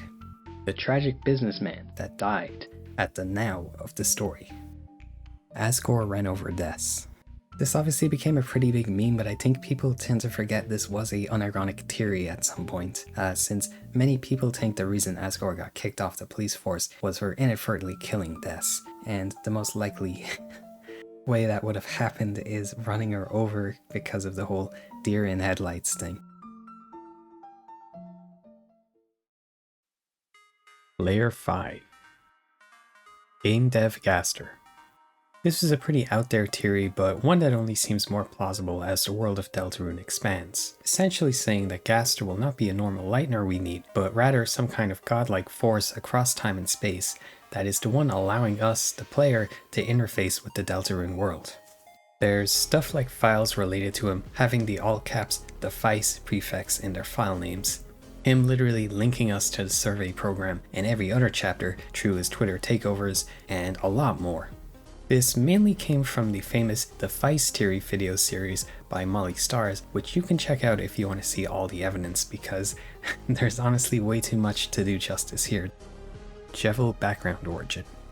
It was found pretty quickly after release that the background for Jevil's fight is an edited, monochromatic version of this picture of a carousel ride.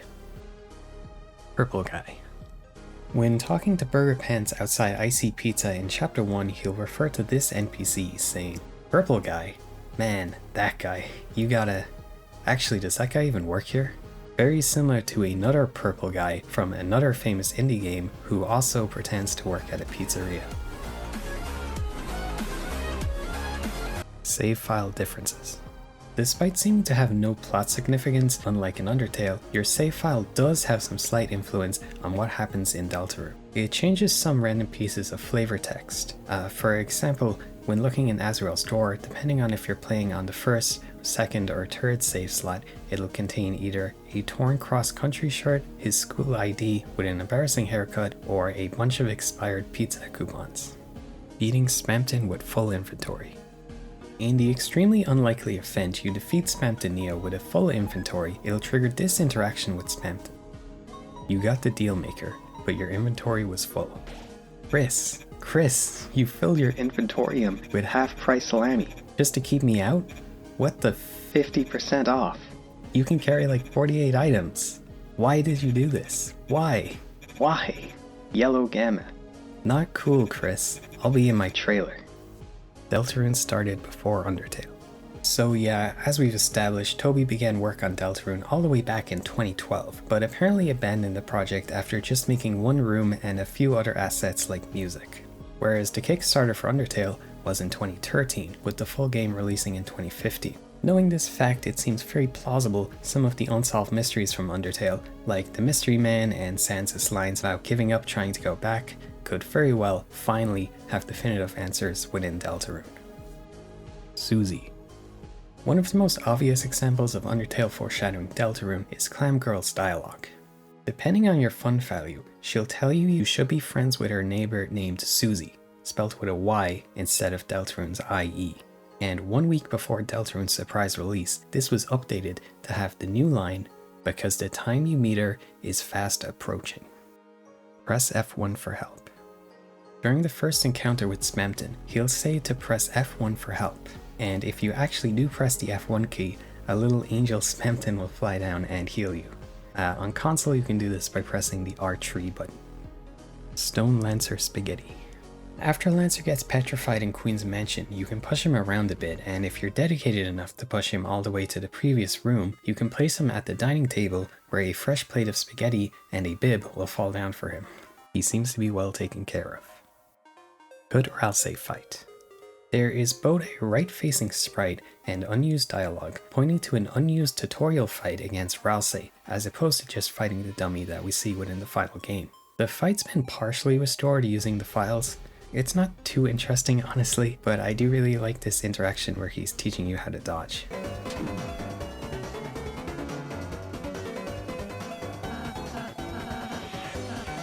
Walk towards Noelle's snowgrave.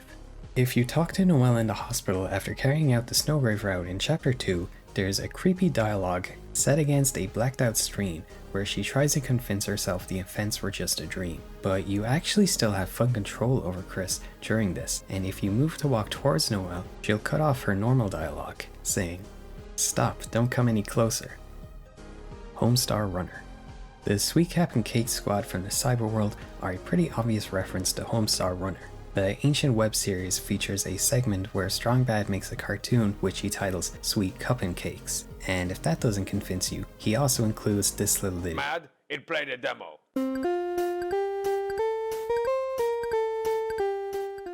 Deltarune heroes represent Undertale roots. This is just a weird observation that, especially by how they are characterized in Chapter 1, the Fun Gang could be seen as representing the three kinds of Undertale players and the route they'd end up on. Susie's insistence on self-defense and attacking every enemy, obviously being the genocide route, Chris's indifference being neutral route, and Ralsei's emphasis on winning battles by kindness being the pacifist route.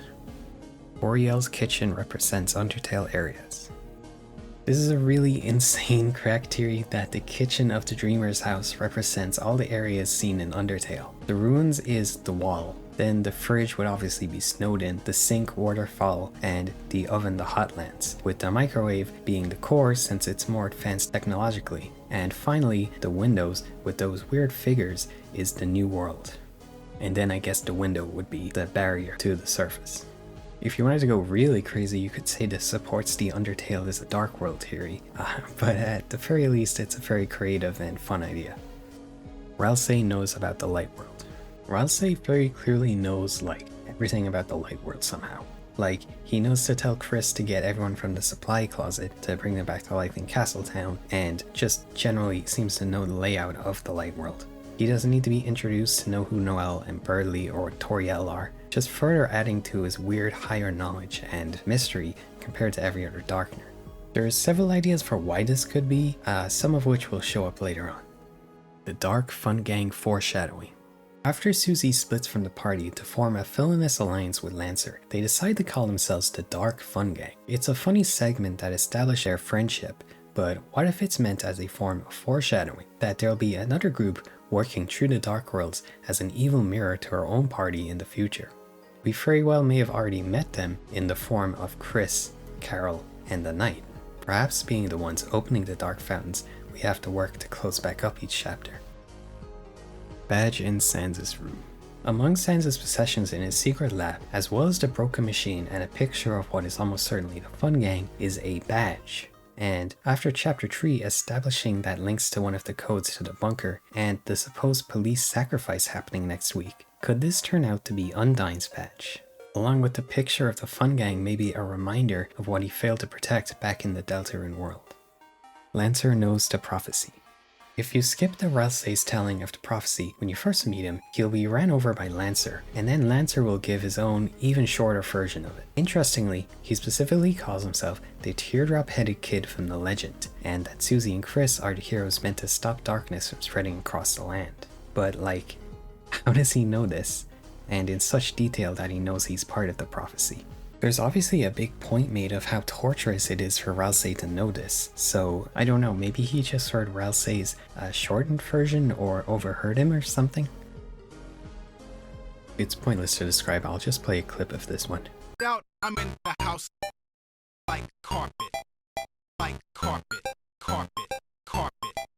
Check it out, I'm in the house, These fever dream-like carpet memes featuring the roast chicken looking annoying dog climbing across screen was an ongoing series over on the Toby Fox Blue Sky account with multiple entries leading up to Chapter 3 and 4's release. The YTP chopped lyrics are almost certainly taken from this infamously terrible song from the ill-remembered Persona anime series, Persona Trinity Soul. Check it out, I'm in the house like carpet. His mama named him Moan, but I call him Moan Lover, and he's more than a cover, he's a quilt. Diner scene. There is an all-timer super cute scene of Chris and Susie sharing a meal at the diner, but you can only get this if you stole $5 from Azriel's drawer earlier. It has them both draw each other on the window, and it's really fun. I definitely recommend checking this out if you missed it. Anna parallels Chris's home life. Anna being the Dreamer household's TV seems to have like PTSD over seeing the Dreamer's presumably very messy divorce. He constantly brings up the old days and reminds Chris of their broken home life, which seems to be why Chris has so many choices, implying they really don't like Tenna. This is most blatant and depressing during the third board during Tenna's crash out. When you get into a battle, Tenna says, "Oh no, the family's fighting again." And after the evil version of the cooking game, where there are these creepy black figures coming out of the pipes, that, fun fact, are actually darkened ice-y heads. Tenna says, I knew I shouldn't have done it, but you know, every pipe goes somewhere. They have to go somewhere. Wait, no, not another battle, please." It seems Tenna is directly in Chris's shoes here. If you connect it with the secret interaction, where Toriel asks Chris if they're putting bat bombs in the toilet again, we can infer they did this many years ago, probably leading to a big fight breaking out between Toriel and Asgore. Chris plays songs from Deltarune. When Chris takes some alone time after removing you in Noelle's house, and you spy on them drinking chalky milk, if you wait around for a while, they'll start playing the piano. I think most people saw this, but what you may have missed is if you wait around long enough, there's a chance they'll play a ton of different songs, 8 to be exact. The first is an original piece.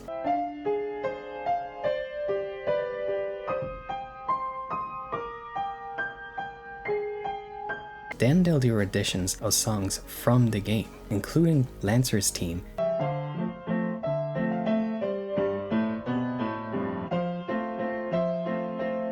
Tenna's quiz game song,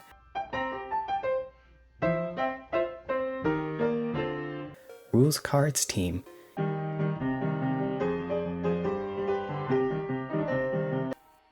Music is diegetic. So does that mean that Deltarune's music is diegetic?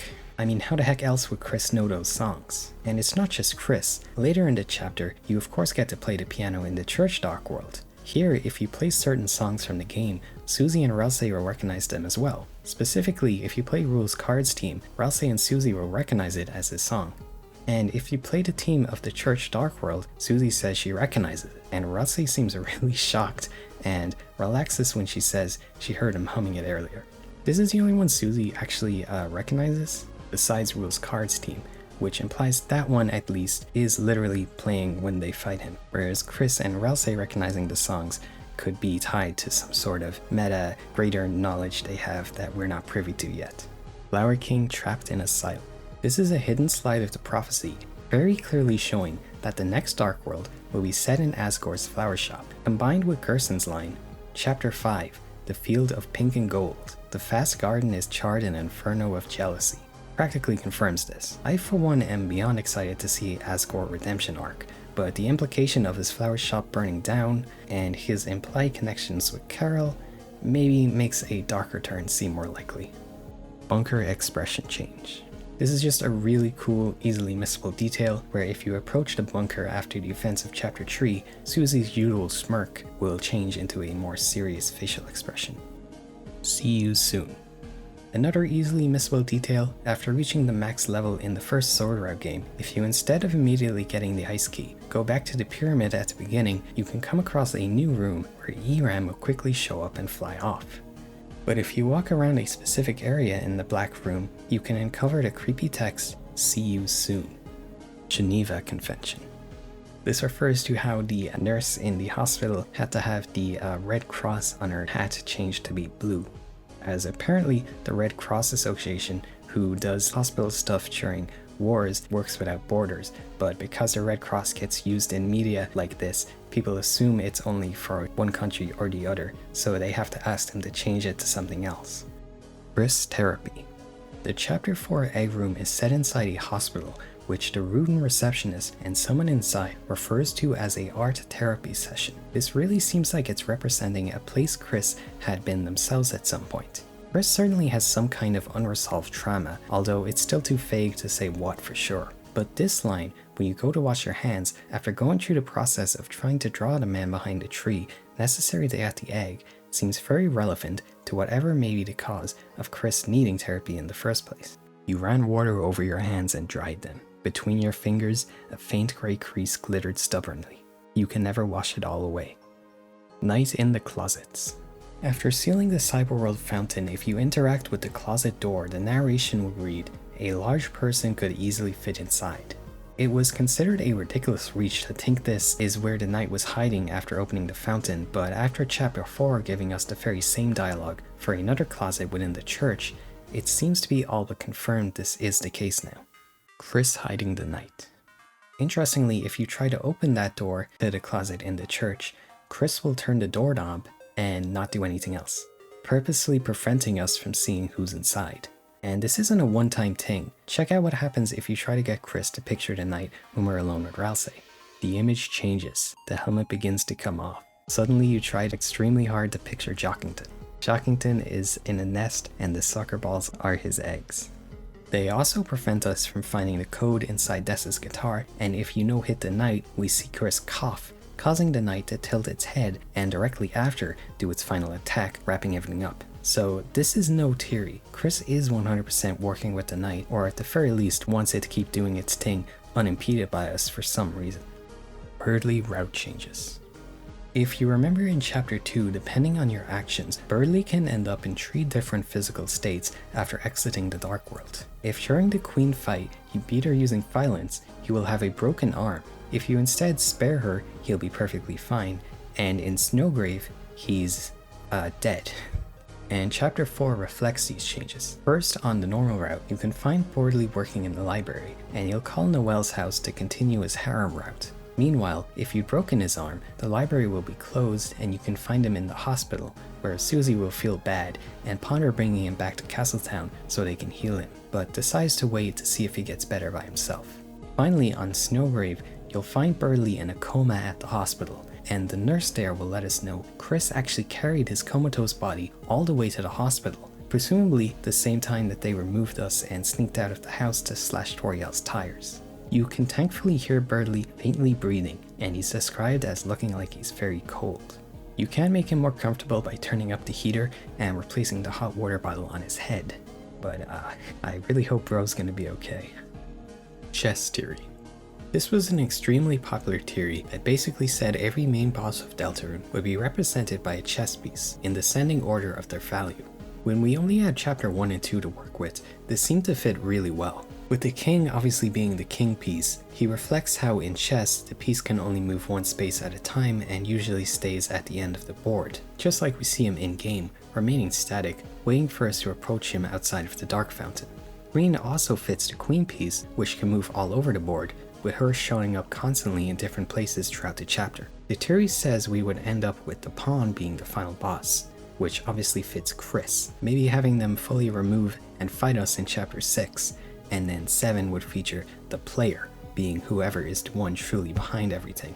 It was a really cool theory, although chapter 3 and 4 kinda killed it. You could say chapter 3 technically has the knight as the final boss, but the next piece represented would have been the rook according to the theory, and the titan doesn't really fit as any piece. Pointing knife at Susie. When Chris pulls out their knife and points it at Susie, they point the sharp part at her instead of the handle. Could this be foreshadowing Chris having to turn on Susie at some point? We know their goals aren't exactly congruent with each other, and at some point she's going to find out Chris is working with the knight. And we certainly know Susie does not deal with betrayal well. Ralsei true power. On top of hiding his knowledge based off of the prophecy, it looks like Ralsei is a lot stronger than he appears in battle. When fighting the Gerson statue that seems to have Susie and Chris totally outmatched, Ralsei easily destroys it in a very violent manner. And furthermore, when fighting the Baltisards, there's an act where Ralsei straight up uses fire magic. Pop-up lore. Each party member has unique dialogue when you click on the pop-ups that give insights into their character. Chris clicks on ads for demon summoning classes for teens, making knives out of spaghetti, and one for monsters for humans in your area. Susie's are all food related gags. Ralsei clicks on an ad with a bunny teaching you how to make friends, and one for lighteners for darkeners in your area, which causes him to get embarrassed and delete a browser shortcut, to which he then feels guilty about, thinking he deleted the entire internet. Noelle shows her clicking on one for hot female Santas in your area, and a link for a PP game glitch compilations. Deltarune's 6th anniversary version. There was a stream on Fangamer for Undertale's 6th anniversary where they played through Chapter 1 with Toby joining the commentary team, and this 6th anniversary version actually included a few small changes just for that stream. First off, during the vessel creation, the option for your favorite food had the option of pain replaced by nacho flamin' cheese. Burley has his dialogue changed to make some meta jokes about the stream, and Newbert shows up 2 separate times. Oh, and that little dancing gnome guy can be found by the school, who wouldn't show up in-game until Chapter 4 3 years later. My favorite is Burley's new dialogue at the library. Chris, you survived Susie. You missed my Smashing Fighters Moss % speedrun. What? You're still above me on the leaderboards? Please, Chris. Soon everyone will know your secret. I've been working on a 40-minute documentary proving that you spliced your run. Soon you'll have no choice but to bow down at my crispy golden feet. Toby Fox voice acting. In a newsletter from last year, Toby talks about how he voiced in an episode of We Bare Bears spin-off, and in this section he also reveals that his voice shows up repeatedly throughout his games, confirming the long-held belief that he is the one doing the voiced characters. He specifically says he voiced Task Manager and Queen, and if you compare his voice to Jevil, Spamton, and Tenna, you can tell he's doing theirs as well. I can do anything. Chaos, chaos. He's groovy and never gloomy. You can't get this from an egg. Tea theory.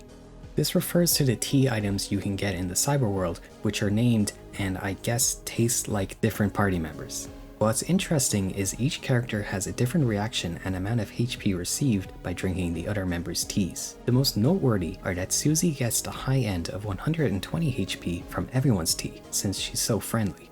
Noelle, on the other hand, gets a mere 50 HP from Ralsei since they never met, and 70 for Chris, noting it's nice but there's a weird aftertaste, alluding to the influence of us the soul on their personality. And she gets an insane 400 HP from Susie tea. Also, despite Ralsei getting 120 HP from Chris's tea, when Chris drinks Ralsei's tea, they only recover 50, implying they don't really like him nearly as much as Noelle or Susie. This led many to assume Chris straight up hates Ralsei, but realistically, I think they're just indifferent towards him and are kind of weirded out by his whole fake Asriel shtick, but has seemingly grown to appreciate him as his own person in the newer chapters. Schackenstein Fent Art. At the beginning of this year, Toby posted to his Blue Sky, I showed my family and friends a minigame I've been working on for Deltarune, and they all described it as a cry for help because your game is not out. After playing the new chapters, it's pretty obvious this was referring to the Schackenstein Ghost House fight. Shadow Puzzle Representation. The Little Light Puzzle in Queen's Mansion features 5 pieces that must be slotted together to progress. However, considering their colors and the objects they represent, it very much feels like they are representing something for each character. First, there is a blue bird. This very obviously fits Birdly, who calls himself a little bluebird when opening up about his insecurities. Then there is a purple house, which could possibly link to Susie's implied poor living situation. Then there's what looks like yellow flames. The yellow obviously calls to Noelle, and I'm not sure about this one, maybe the flames represent her suppressed ability to use fatal magic. Yeah, some are a lot less obvious, like Ralsei's light is what looks like a hat or a wave, and then there's just a freaking orange boot. Chris is the only one left, and the only notable thing with boots I can possibly think of is the giant pile of shoes in Dessa's closet, but I don't know. Maybe these will become more obvious when there are more chapters to work off of. Noelle Attack Darkners. When you first enter the library dark world, the whole beginning area is covered in cracks and holes like there was a violent battle there, and these little plug guys who are terrified about what a certain she has been doing to them. Everyone was, save us, she's going to... And right after this, you run into Noelle, who's totally out of it and confused. In fact, she's in a very similar dissociative state to after she uses Snowgrave on Birdly, and I don't know about you, but it doesn't really seem in Queen's character to randomly attack her subjects like this. At least not to the point of causing so much destruction and leaving them totally terrified. We also see Queen is immediately infatuated with Noelle's latent potential for the rest of the chapter, so it's a pretty common theory that Noelle was scared after first appearing in the Dark World and defended herself by attacking and likely killing several of the Darkners before the Fun Gang showed up. Icy Cryptid. It seems the true and honest real Icy, who Icy Pizza is named after, is somewhat of a local cryptid in hometown. There's an in-universe Icy website which collects sightings of him, where we get to see one sighting reported by a young Noelle, where she described seeing the Icy on a pizza box wink at her in the dark. And after this, Des burned its eyes out to make Noelle feel better, and they go with Chris to bury it in the graveyard. Susie Gaming. These are just unused animations showing Susie playing on a handheld game console. Presumably they would have been used in a scrap scene while she was hanging out at Noelle's house. Toby making Deltarune and Deltarune. If you look into the computer lab during chapter 1, you'll see a dog that seems to be working on a game, saying you can go in once it's finished. Obviously representing Toby working on chapter 2, with the Dark World being through this very same door. Chapter 4 Test Room. There's multiple of these test rooms found in the game's files. Chapter 4's was very clearly used to test out the unique lighting effects from that chapter, featuring Purple Guy and one of these NPCs from Cyberworld that if you interact with too much will get annoyed and make the screen go all wobbly. Ruden's color fading. This Ruden in Castletown, the one who tells you the status of the town, like if you're not recruiting anyone for being mean, will have a very odd line in chapter 4 where he comments on how his color is fading, almost like he's becoming monochromatic. Combined with him having weird knowledge like knowing your town's name, which is named after your name, not Chris's, it makes me think, is this guy turning into a goner? Toby Fox fan song playlist. About 2 weeks after the new chapters came out, there was a playlist of various Deltarune fan songs and trailers made public on the Toby Fox YouTube channel. After people noticed, it was quickly taken down, but it was cool to see that he appreciates and listens to fan-made content. However, there was one that really stood out. You've Got a Friend in Me from Toy Story.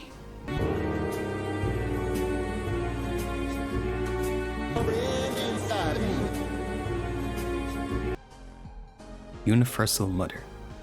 This is a theory saying that the way Queen treats the party members in the Dark World is representing how their mothers treat them in real life. For Noelle, Queen is initially very overbearing and strict, pushing her to reach her full potential, but ultimately just wants the best for her. She totally ignores and forgets Ralsei exists, similar to how who, or whatever made Ralsei, left him as a lonely prince in an empty Dark World.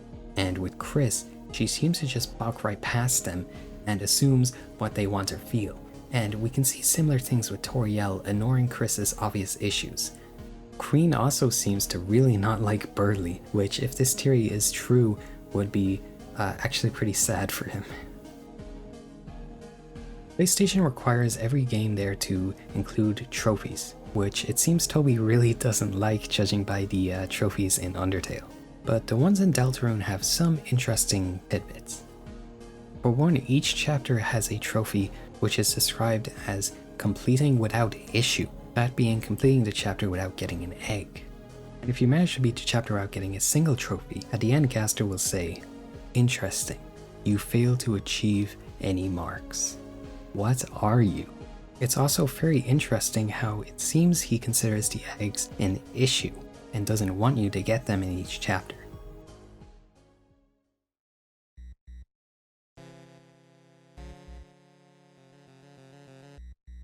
Sans is a Darkner.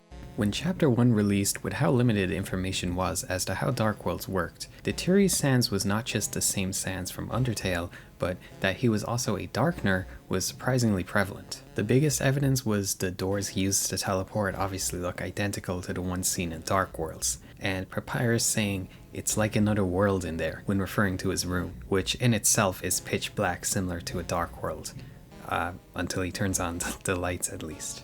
The funniest aspect was the idea Sans' portrait is actually colored like the Darkner's, but we just can't tell because he's a skeleton. I guess the idea was he could travel through the Dark World to go between Undertale and Deltarune. In retrospect, the theory was pretty close, considering how accepted the mentioned Traveler Sans is now.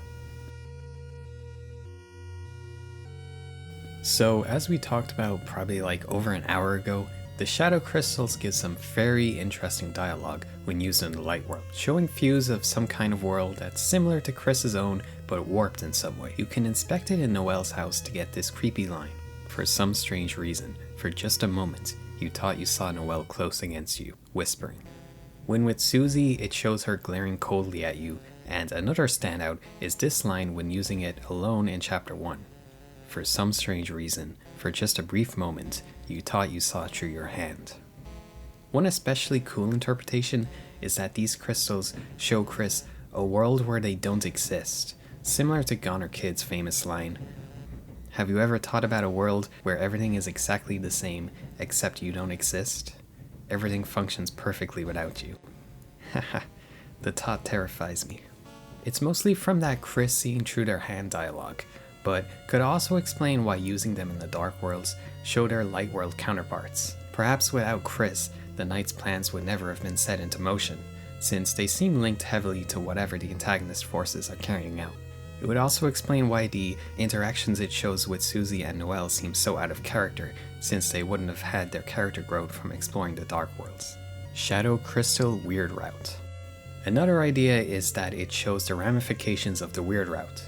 Perhaps Susie and Noelle's interactions are them literally interacting with Chris, but later on, assuming you do all the evil stuff. I mean, you can draw very easy parallels with Susie glaring at you, and this heart-stopping scene where she asks what you were doing with Noelle, and Noelle whispering with the similarly unnerving scene that plays when you imagine you're alone with Ralsei.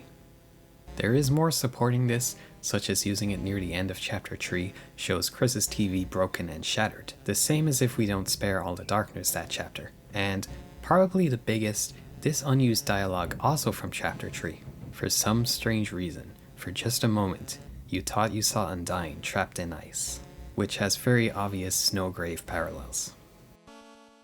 Where are the humans? Yeah, I mean, is this weird to anyone else? We never see any depictions of any other humans anywhere in Deltarune. We know there are others since, well, I mean, Chris came from somewhere, and there's that How to Care for Human Child book in the library. The only thing I can assume is that humans are maybe like a big minority, at least around where hometown is, but the complete lack of them makes you think of like freaking segregation where they don't like to be around each other or something. But no one seems to discriminate against Chris, so I don't know. Maybe humans are like hella racist against monsters, but not the other way around. Lancer's second mount.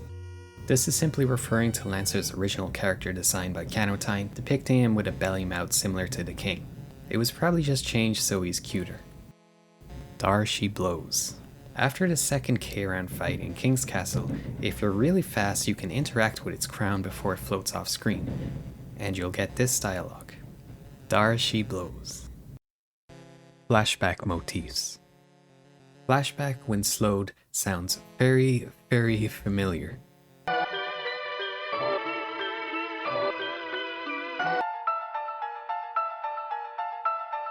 Losing to the Dark Fun Gang.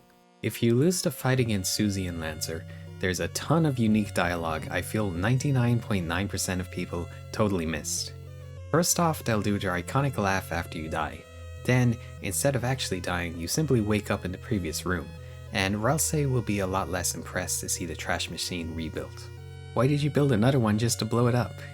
It's funny. After which Ralsei admits his defeat and says he and Chris will become bad guys. But Lancer and Susie say it's no fun if you just give up, and then the fight repeats again.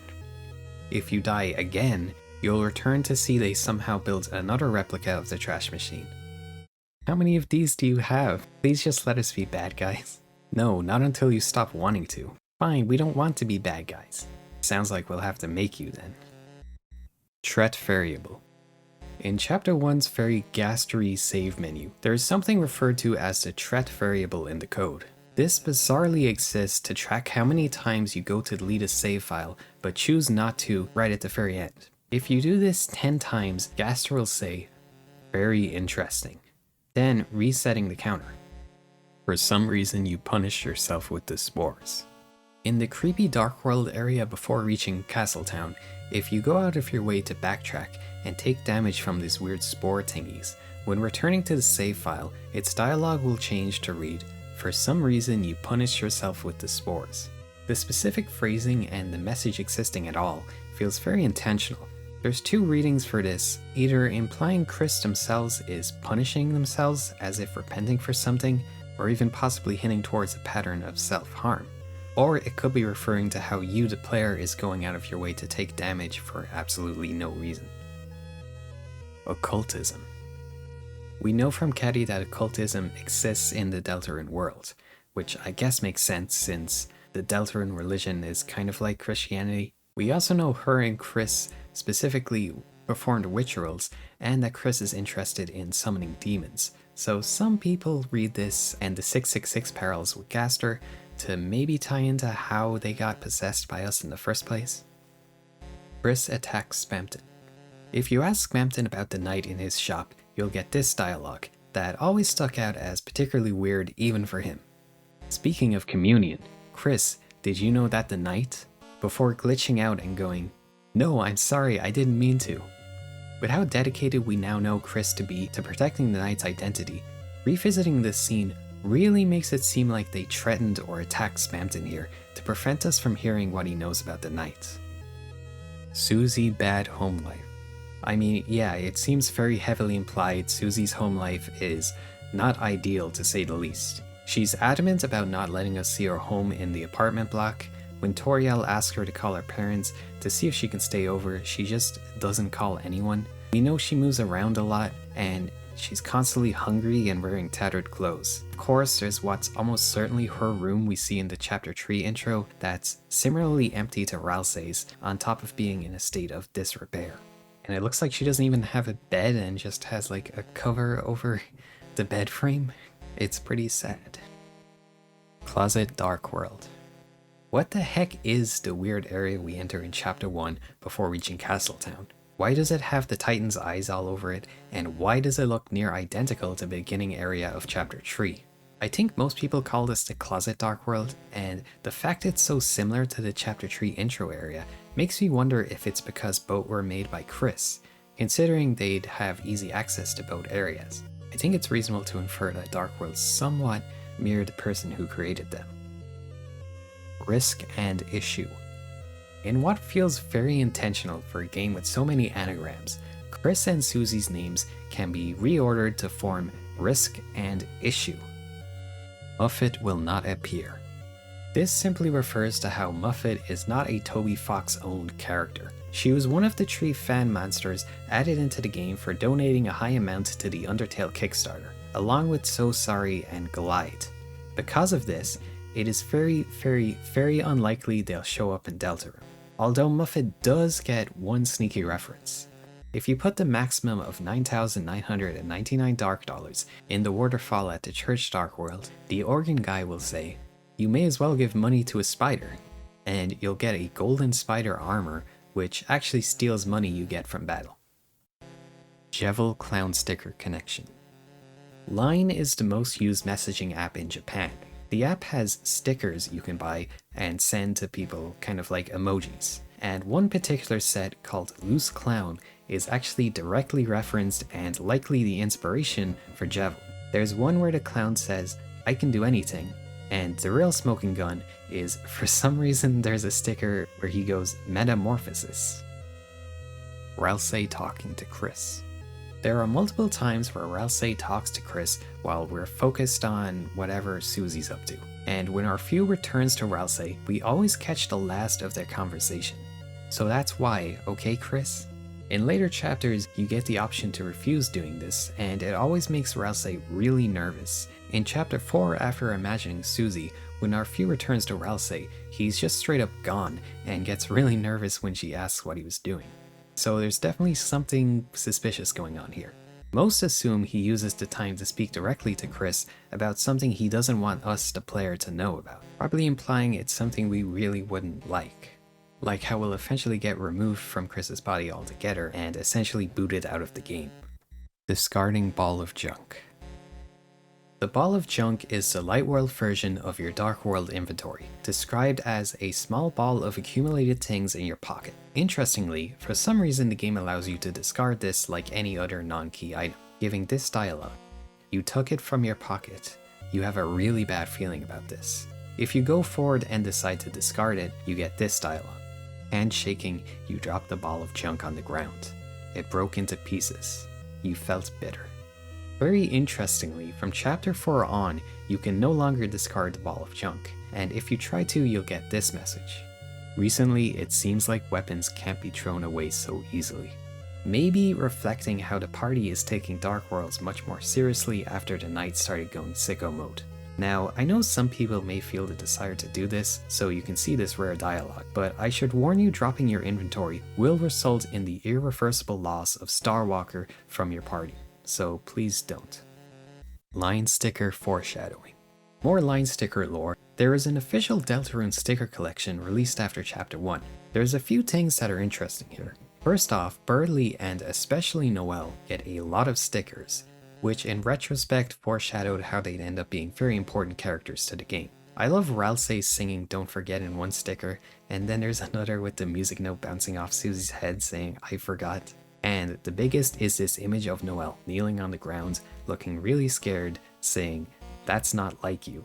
It's like really out of place compared to all the other funny and cute stickers. And you can actually find old posts on Reddit where people theorize this could be foreshadowing some kind of really dark event with her in the upcoming chapters, which of course turned out to be very true with Snowgrave. Putting Spamton in Mannequin. After Spamton downloads himself onto the loaded disk to be inserted into Neo, you can actually attempt to place him inside one of the Addison mannequins in Cyber City, but he'll refuse.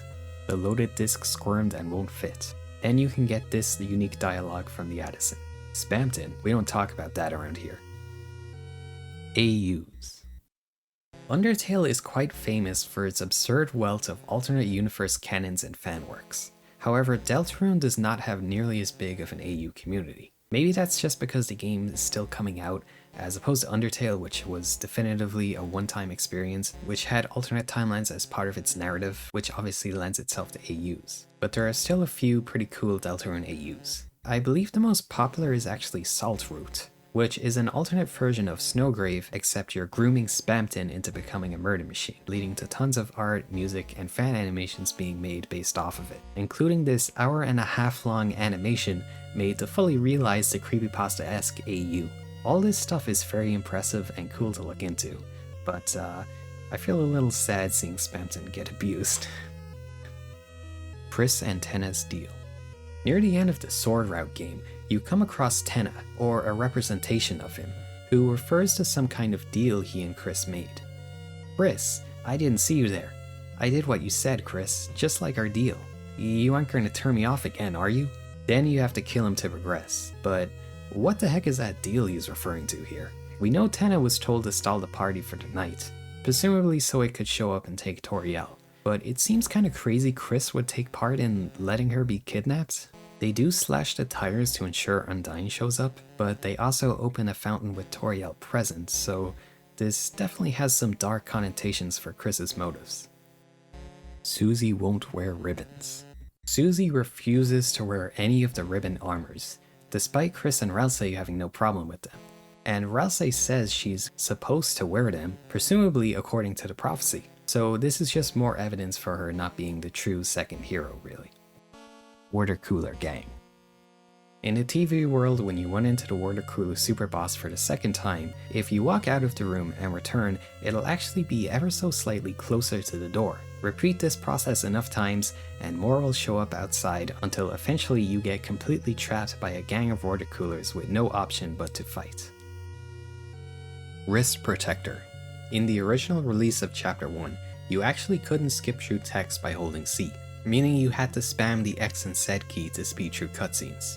The C skip option was in the game, but could only be unlocked through the secret Wrist Protector item, and the only way to get that was to enter the Dark World within 8 minutes of starting the game, which would require you to either know about the going back to bed to skip the intro in future playthroughs, or spam the X and Z key like a maniac through the entire intro sequence. At which point the Wrist Protector would spawn as soon as Chris wakes up in the Dark World. When picking it up, you'll get this dialogue. Even in a rush, you need to take care of yourself. It's speculated this was so hidden so people wouldn't skip dialogue accidentally and miss important lines, with it only being put in for speedrunners. But ultimately, the game was updated so you could skip dialogue by default. because it's really annoying to not be able to do this on replays. It's also likely the name Wrist Protector comes from Toby Fox's own history of health issues with his wrist, it even becoming particularly bad in between chapter 2 and 3, which probably contributed to why the new chapters ended up taking so long. Adaptive difficulty. There is no difficulty select in Deltarune, but there is hidden difficulty sliders for some specific segments. Most notably, the chapter 3 rhythm game becomes more or less complex depending on how you do in the tutorial sequence. And when fighting the Gerson statue in the dark, you're intended to block his attacks by hearing which direction they're coming from, but if you miss enough of them, the screen will flash red on either side instead, which is a very cool, non-intrusive accessibility feature. Phone guy route changes. This refers to how the phone call Chris gets at the end of chapter 4 is completely different for the normal and weird routes. The normal route has the same weird, creepy, shaking text and the woo sound as normal, alluding to some kind of promise Chris made.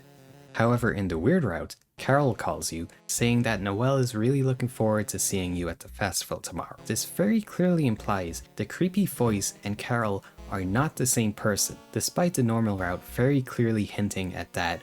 If we're to assume the voice was the knight, which I don't believe it is personally, but if you do, then this seems to definitively disprove Carol Knight theory. Shadow Crystal in front of prophecy. If you use the shadow crystal in front of one of the slides of the prophecy, it'll say this: you held the crystal up to your eye. The prophecy's text does not warp in the crystal's lens. You shook the crystal, yet nothing happened. It would seem our heroes are stuck on their path despite the promises of the empty crystals. This does not change on a weird route file, and there's a litany of interpretations around this, the coolest of which will show up later on. Switch to exclusive content. In the first Charged Dark World, there's a light switch you can interact with. Is this that Switch exclusive content everyone's talking about? But the actual exclusive content is a slightly different version of Mike's room, with unique or remixed minigames which you control using both the Joy-Con mouse controls. I'm Wayne Gaster. This image of Wayne Gaster, became a pretty big meme a few months before Chapter 3 and 4's release. It actually comes from a really old Undertale fan game from 2018, in which you get to fight the royal scientist as Kara, ending with you pushing him into the core. I think this just popped off because he looks so friendly, and I don't know, it's just funny seeing this character that's been built up as the super mysterious godlike devil figure act so friendly and bluntly say, "I'm Wayne Gaster," with a big smile. Image.depth's origins. The texture image.depths that appears in the background of the Goner Maker and looks very similar to the texture used for dark fountains was discovered to be a heavily edited version of the stock photo of the ocean. There's tons of ocean imagery related to the Dark Worlds all across the game, like the waves you hear when Chris wakes up in the Closet Dark World, the song Under the Sea, and Jevel's ominous Hell's Roar bubbles from the Depths line. It makes me wonder if the depths refer to some place below the Dark Worlds, perhaps where the mysterious voice in the files is. And the name The Depths obviously draws connotations to Hell and Gaster's 666 motif. Monsters can use magic. This is a kind of theory that monsters can actually use magic in Deltarune outside of Dark Worlds, but in the more mundane world of Deltarune, it's simply been forgotten to time.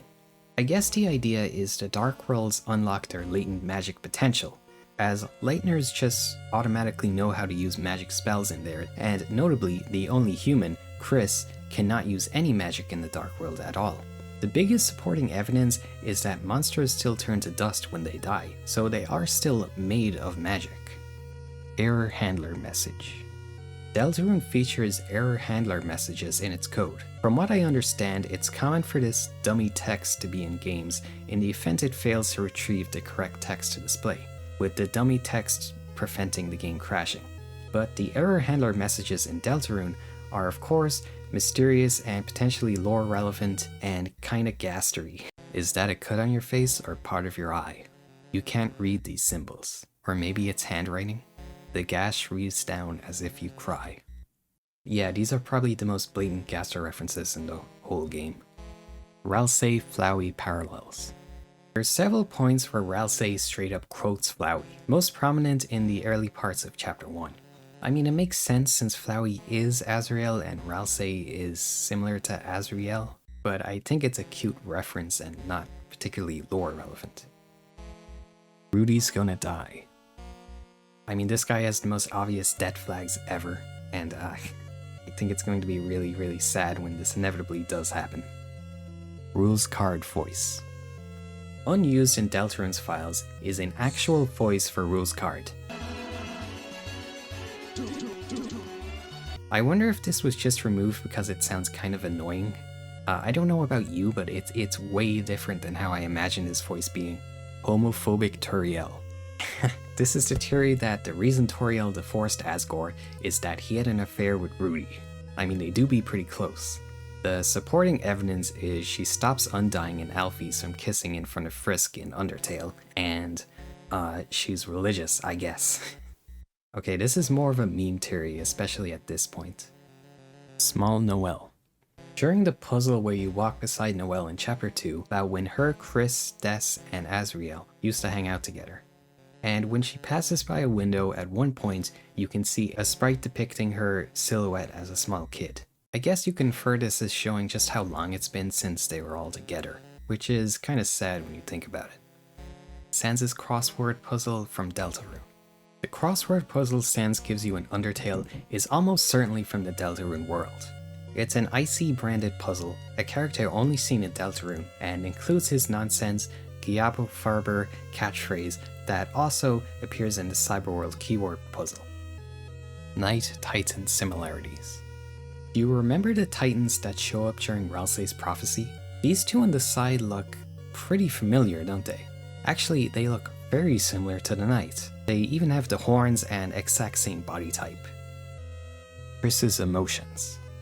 In the previous two chapters, Chris only showed emotion when they removed their soul from their body. This holds true for Chapter 3 as their souls were removed for the Sword Quest game. All we get is implied emotion, such as them shouting after fighting Spamped and Neo, but they very clearly blush when taking out their knife for Susie, and looks away embarrassed when they come across alcoholic Toriel.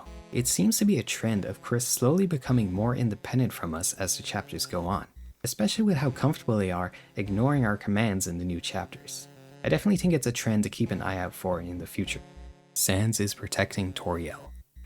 So people have pointed out how out of nowhere the Sans and Toriel scene is for a myriad of different reasons, some of which will show up in later entries, but one interpretation is that Sans is there to protect Toriel, as he somehow is aware she's become a target for the Knight, similar to how his antics seem to be just jokes in Undertale, but in reality have deeper meaning, keeping an eye on Frisk both to protect them because of his promise to Toriel, as well as to judge their actions at the end of the game.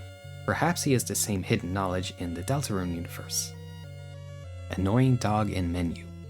I believe this can only happen in Chapter 1, but there is a very small chance when opening your stats screen, one of Chris's stats will be replaced with a dog stat, and instead of a numerical value, you will have a little annoying dog napping in your menu. 2 Lancers.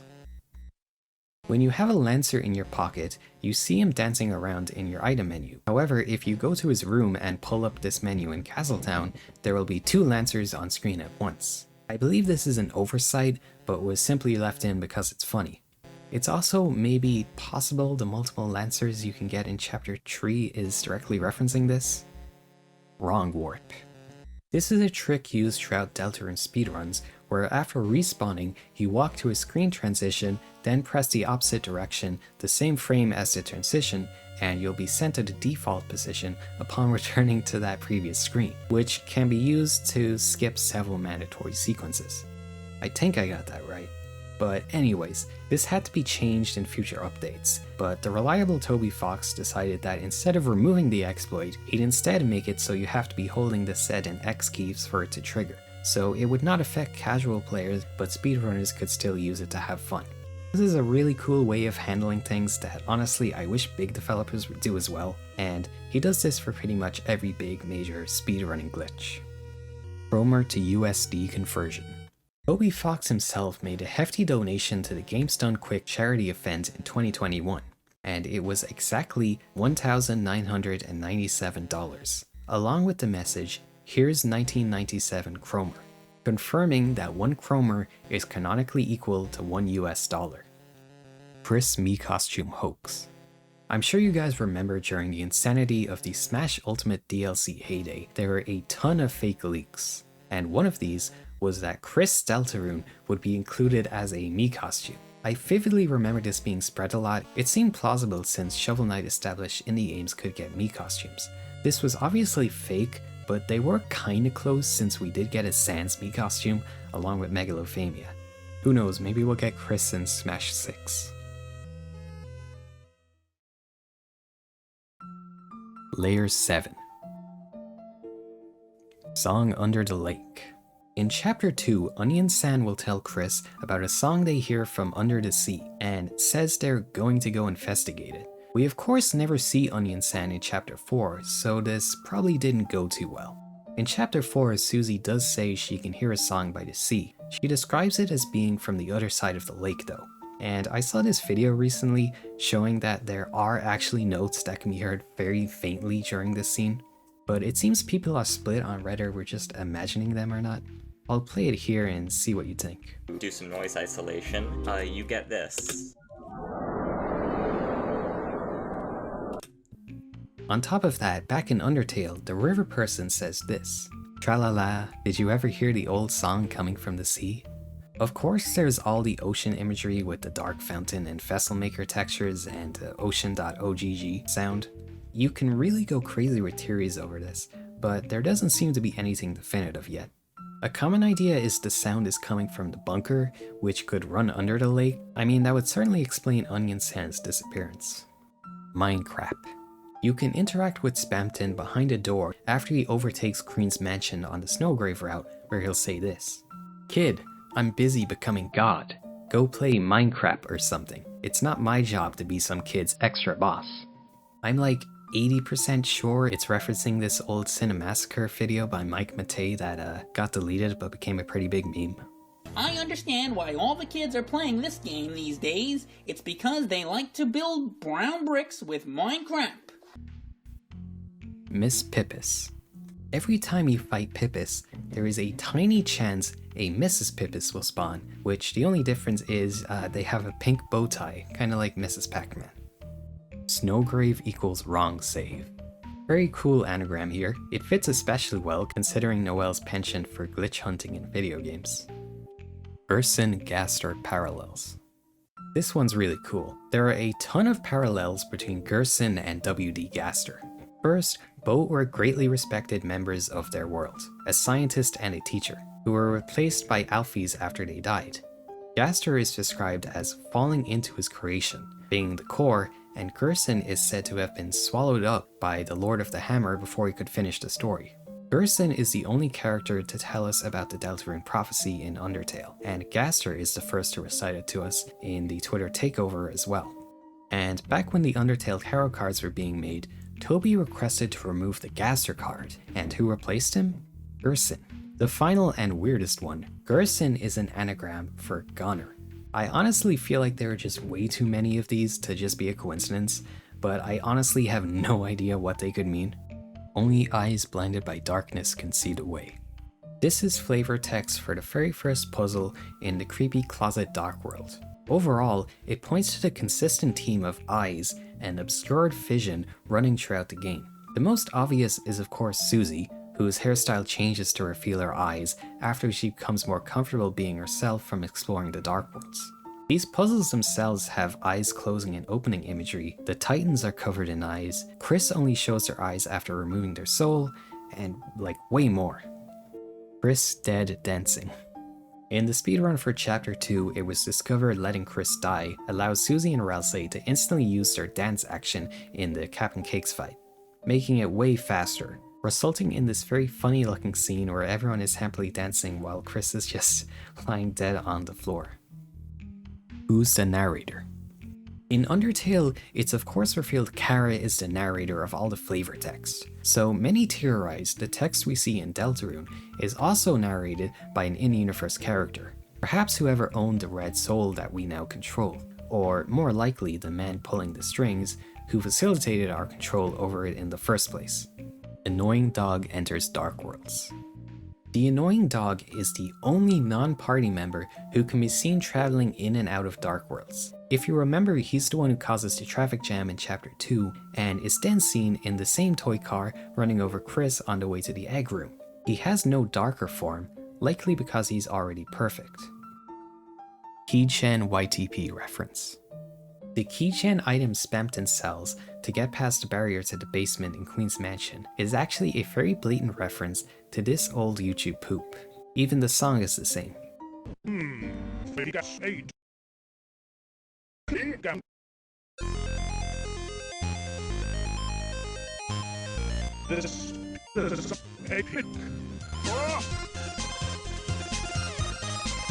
I am mean rules card reference. And another one, rules card directly quotes this old PC point and click game that was also popular in YTPs. Lost, frightened, confused. Good!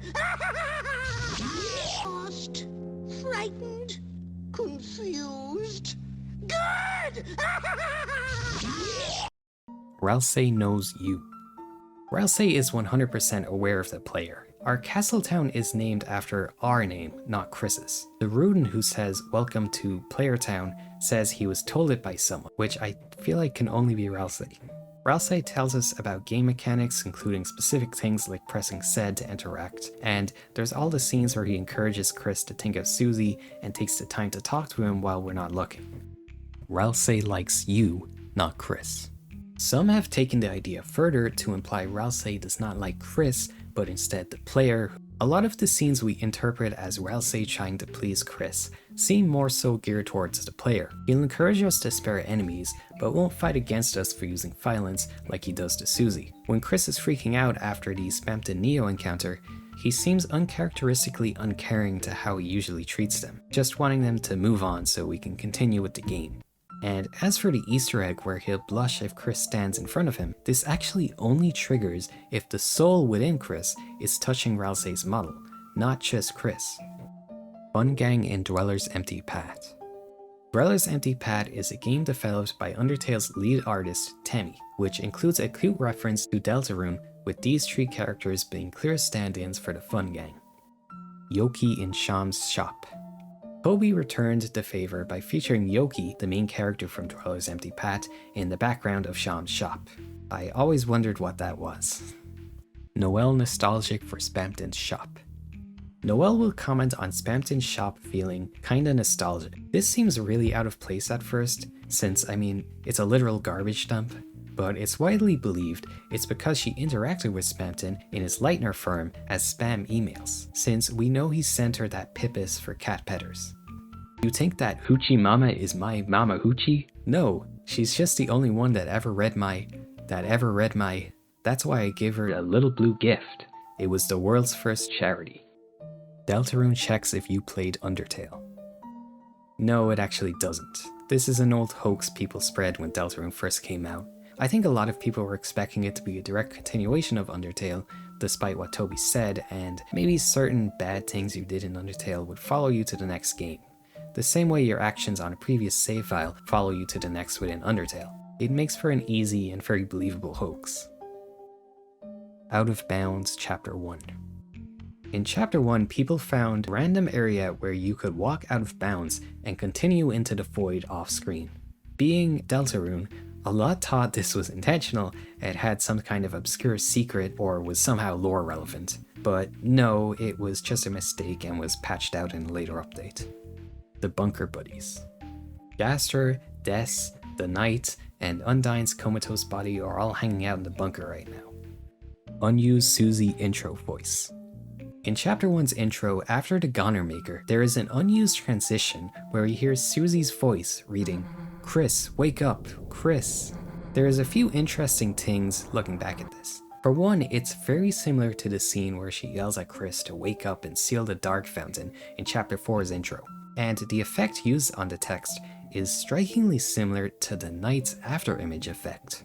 So maybe it's not her voice, but whoever could be the Knight. I could kind of see Des having the same speaking tone. QC Inu hoax. This is a SoundCloud account that was believed to be a secret Toby Fox account due to using one of his old aliases, and on it was a ton of tracks that were supposedly from Deltarune 3 to 5. It obviously was not real, and in reality was just a fansong project, as confirmed by Fangamer. I guess it just had the fake leak aspect added on to get more attention. I listened to some of the tracks and they're pretty good, but it is very funny to imagine Toby just leaving the soundtrack for his unreleased, highly anticipated game on a public SoundCloud account. Dark Worlds Choose Who Enters. This is a theory that's supposed to explain how, like, random people aren't just falling into Dark Worlds, especially the Chapter 1 and 4 ones that are in pretty open, publicly accessible areas that people would be coming in and out of a lot. So the idea is Dark Worlds only appear for certain people. Maybe those with the imagination or determination, but I feel like Chapter 3 and 4 kind of disproved this. The Spin Cake Discrepancy. The Spin Cake is an item you get by completing a quest in Chapter 1 where you repair Top Chef's cake, and in return he'll give you the Spin Cake item. He will give you a new one in every chapter, and its healing power significantly improves each time. Along with it healing all party members, it's by far the best healing item in the game. However, you cannot get one from him in Chapter 3 and 4. Top Chef seems like he can't bake right now, as Malleus is complaining about being tired from making too much bread, so maybe the Field of Pink and Gold will hold a recruit that can make bread easier, and that'll allow Top Chef time to use the bakery. I don't know, a lot of people seem to think this is actually an oversight, but it hasn't been patched yet, so I highly doubt it. Weird Route equals changing prophecy. Two very interesting theories here. First is the idea that the Weird Route is our attempt at fighting against a prophecy, and that's why we're given the options to do so many terrible things, in hopes of breaking free from an even more terrible fate we've been set on. The Weird Route themes of breaking the game and going against the script, much to Ralsei's dismay, breaking sequences in the game in the same way we're breaking the prophecy could point to this being true. Weird Route equals carrying out prophecy. But another interpretation is the Weird Route is actually carrying out the prophecy, and Ralsei was right to say being kind enough might change the ending. The biggest evidence for this is that the Weird Route actually lines up better with the prophecy, specifically with its focus on Noelle if you believe we're grooming her to become a core party member under our control, and the prophecy specifically showing Tenna dead and broken. It's specifically a broken screen, which only happens if you choose violence and the Darkners refuse to help Susie fix him. Fake scenes. This just refers to the immense amount of hoaxes that have come out around Deltarune. They range from purposefully comical to legitimate attempts to fool people. Song name Toho reference. Do you remember when you first entered the Card Kingdom and the Field of Hopes and Dreams title fades in along with the music? That shit was so cool. Well, this only happens once, and there is a reason for that. It's actually just a cute little Toho reference, since its music titles show up in the same way, and Field of Hopes and Dreams apparently is meant to sound kinda Toho-esque. Susie is half human. Is Susie half human? The idea mainly exists as a way to explain how she can bleed despite being a monster, since a lot of people are still attached to the idea that monsters cannot bleed in the Deltarune world. The main evidence is that Susie is the only monster that references blood as if it's a normal thing, with lines like, "Everyone bleeds, right?" And any other time a monster mentions blood, it's used as a kind of turn of phrase. I suppose this could tie into my own racist human theory, since she seems to have baggage over being treated poorly in her previous homes, and considers herself to be naturally scary. This is kind of a theory that has no definitive evidence to disprove it, but none to really prove it either. Chris lowers your HP. This is a cool detail. When Chris BTFOs you with a hockey puck, before you can read the codes in Dessa's guitar, your HP actually goes down by 1 point. And on the Weird Route, after they kick you in the trash can, it goes down by almost half. Ralsei flying. Because it only happens in 10 scenes, I think a lot of people, myself included, totally missed this, but Ralsei can, well, he can fly. Or I guess it's more like floating. He only does it when you run towards the night and when you're running away from the Titans. Woody theory. One of the most infamous, memed on, yet simultaneously beloved and widely believed theories of the Deltarune community, Woody theory. This kicked off from two seemingly random events. First was Toby referring to a cut section from Chapter 3 saying, That's just how cowboy shows go, I guess. And a depraved, distorted rendition of You've Got a Friend in Me being posted to his Tumblr page entitled Friend Inside Me.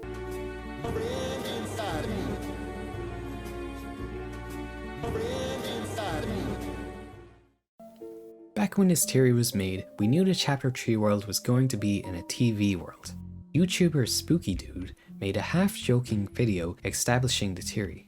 The idea is Chapter 3 would feature a secret boss from an in-universe cancelled cowboy show that parallels Woody's Roundup show from Toy Story 2, the boss being a puppet just like him. Beyond this, the forgotten cowboy puppet could be a parallel to Chris in the same way as Spamton and Chevel with their focus on freedom, with his voice box being what controls him just as we control Chris, making us the friend inside me.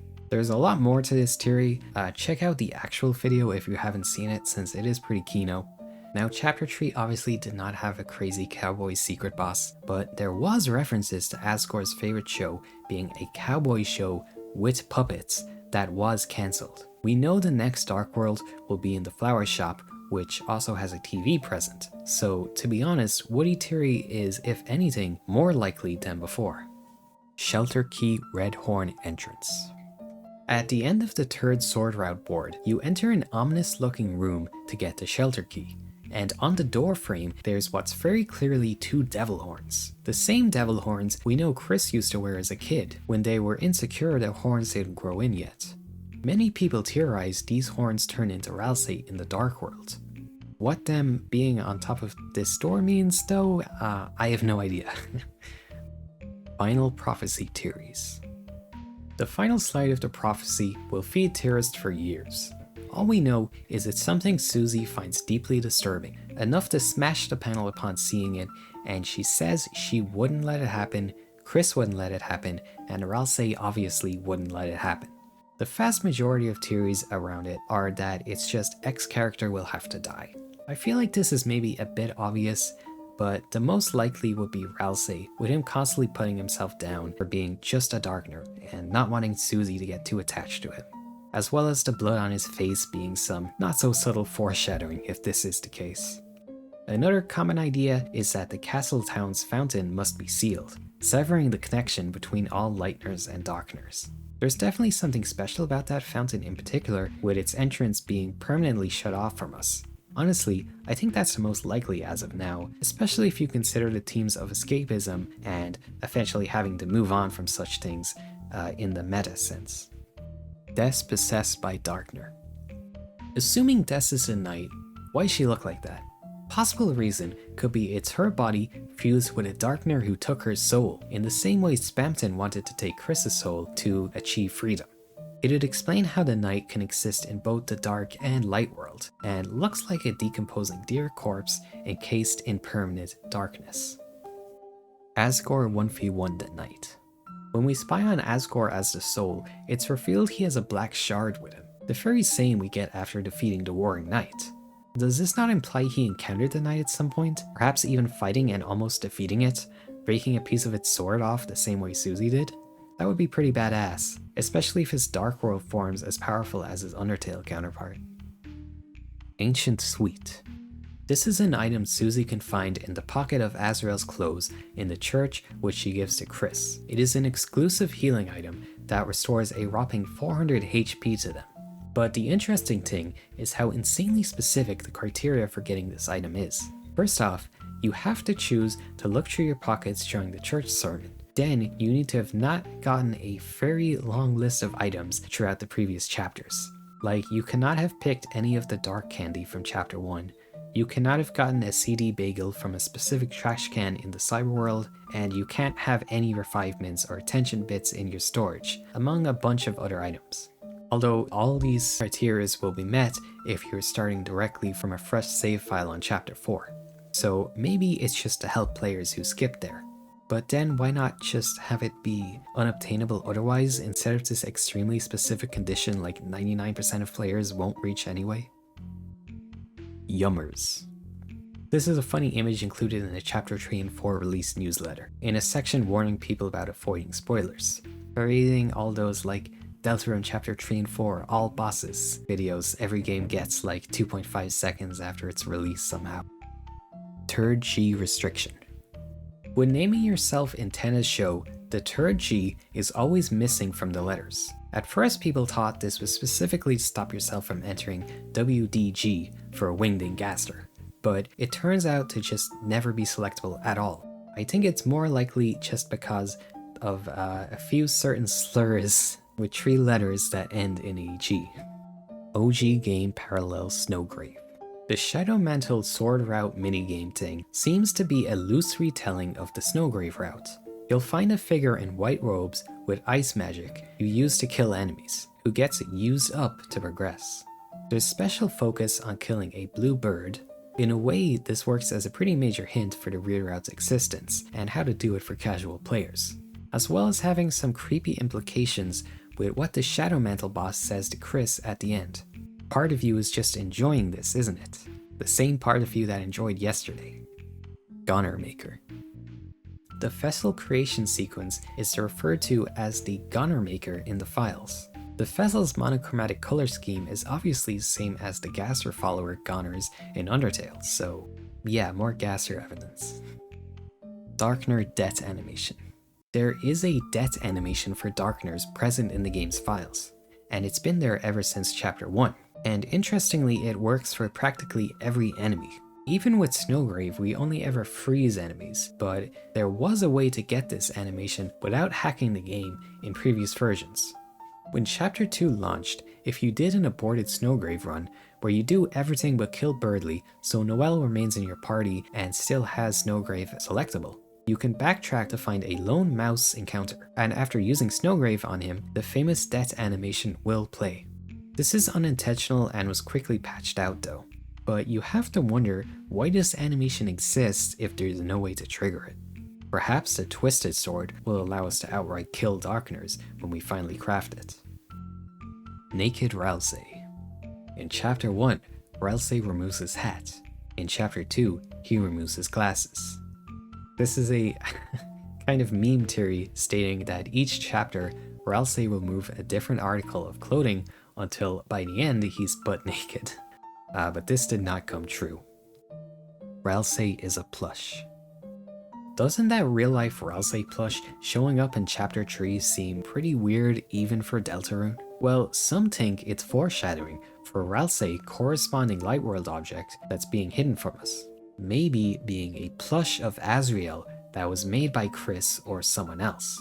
There's a few points of evidence for this. For one, there are constant references to Ralsei being made of fluff, being soft and cuddly, Susie even calling him a portable teddy bear, and there's a teddy bear item in Earthbound, which is of course a big inspiration for Undertale and Deltarune. That's purpose is to take damage for the player, similar to Ralsei's own insistence on bearing the weight of the prophecy and sacrificing himself for the good of Chris and Susie. And when broken, that teddy bear turns into a pile of fluff. Similar to the biggest point, when Ralsei is swooned by the knight, the text reads, Ralsei became a pile of fluff. School clock inconsistency. The clocks in the school show different times. In Toriel's classroom, it's 10 o'clock, but in Alphys', it's 2. Some people wondered if this had some hidden message, but in reality, it's almost certainly just because the sprite was copy-pasted and flipped for the rooms, supported by the cafe's clock also being the same 2 o'clock sprite. One that does seem intentional is the clock in the abandoned classroom. This one reads 6:30, both hands pointing at 6. 666. Asgore Conspiracy Board. If you look inside the back of Asgore's flower shop, you'll find this. A corkboard is covered with tons of papers, and documents litter the floor. This shows Asgore is looking into some kind of conspiracy, almost certainly related to whatever happened to get him kicked off of the police force, which in itself is probably linked to Des' disappearance.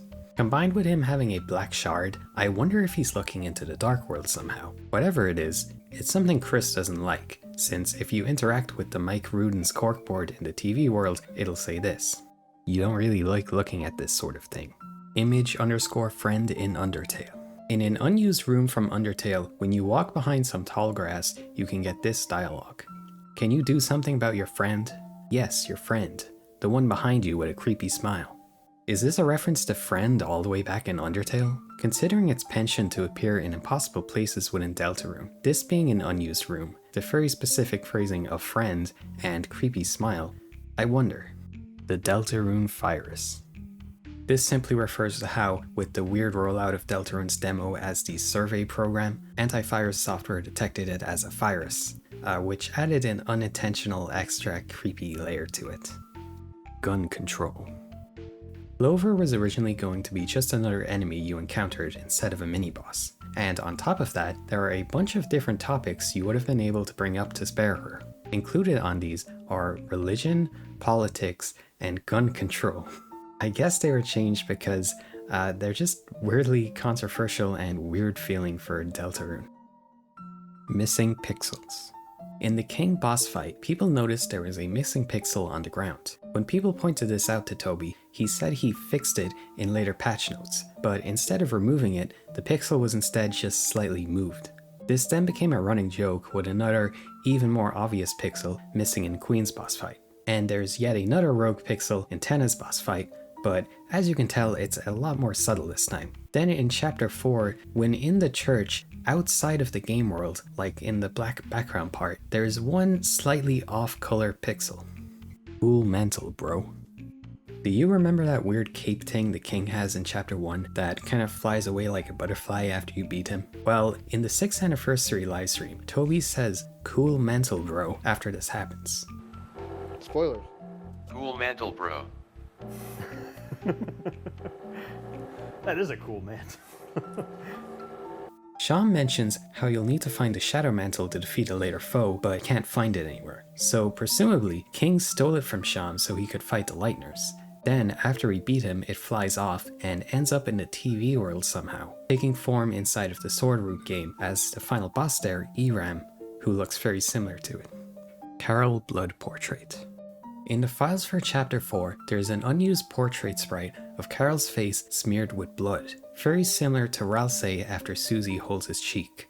Why the heck does this exist? I really can't imagine a single scene where it could appear, so I feel like we might see this show up later on, and I can only imagine that'll be a particularly disturbing scene. Spampton in BBC article. In a BBC article called Photos from Around the World, among images of important things like protests, we can see... This is actually there because it came from London Comic Con, and it's just a cosplayer. Who knows, maybe the photographer was a big Deltarune fan. Pity consistency. Back in Undertale, there's a list of words in the code that Mettaton will recognize and get mad at you for writing. Among all the normal swears is titty, spelled T-I-T-Y, the very same way Queen says the word in Deltarune. I imagine maybe like 15 people got this reference. Layer 8. Gas pipe theory. What if instead of opening a dark world, Chris just hit a gas pipe and the black smog is just gas instead of a dark world? That is gas pipe theory. It's obviously been disproven and it's pretty funny to look back at, but I can't see where it came from since the first chapter had that fake out with Chris pulling out a knife, only for it to be revealed they used it to eat pie. Survey Program version 666. The original Deltarune survey program was program version 0.6.6.6. Shockington's 10 portraits. You can roughly use the amount of portraits, and if a character even has any, to predict how important they'll end up being to Deltarune. So Shockington ends up getting 10 whole portraits. We have smiling, smiling, smiling. Yeah, they're all the same. Very funny. He waves happily at you.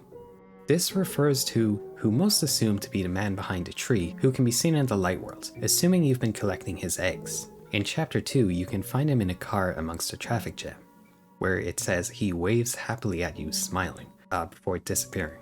Then in chapter 4, you can find him inside the diner, where it says he holds up a takeout box and taps it happily. And after interacting, he will disappear again, the same way the man behind the tree does. Gaster motif. Gaster's motifs can be heard all over Deltarune.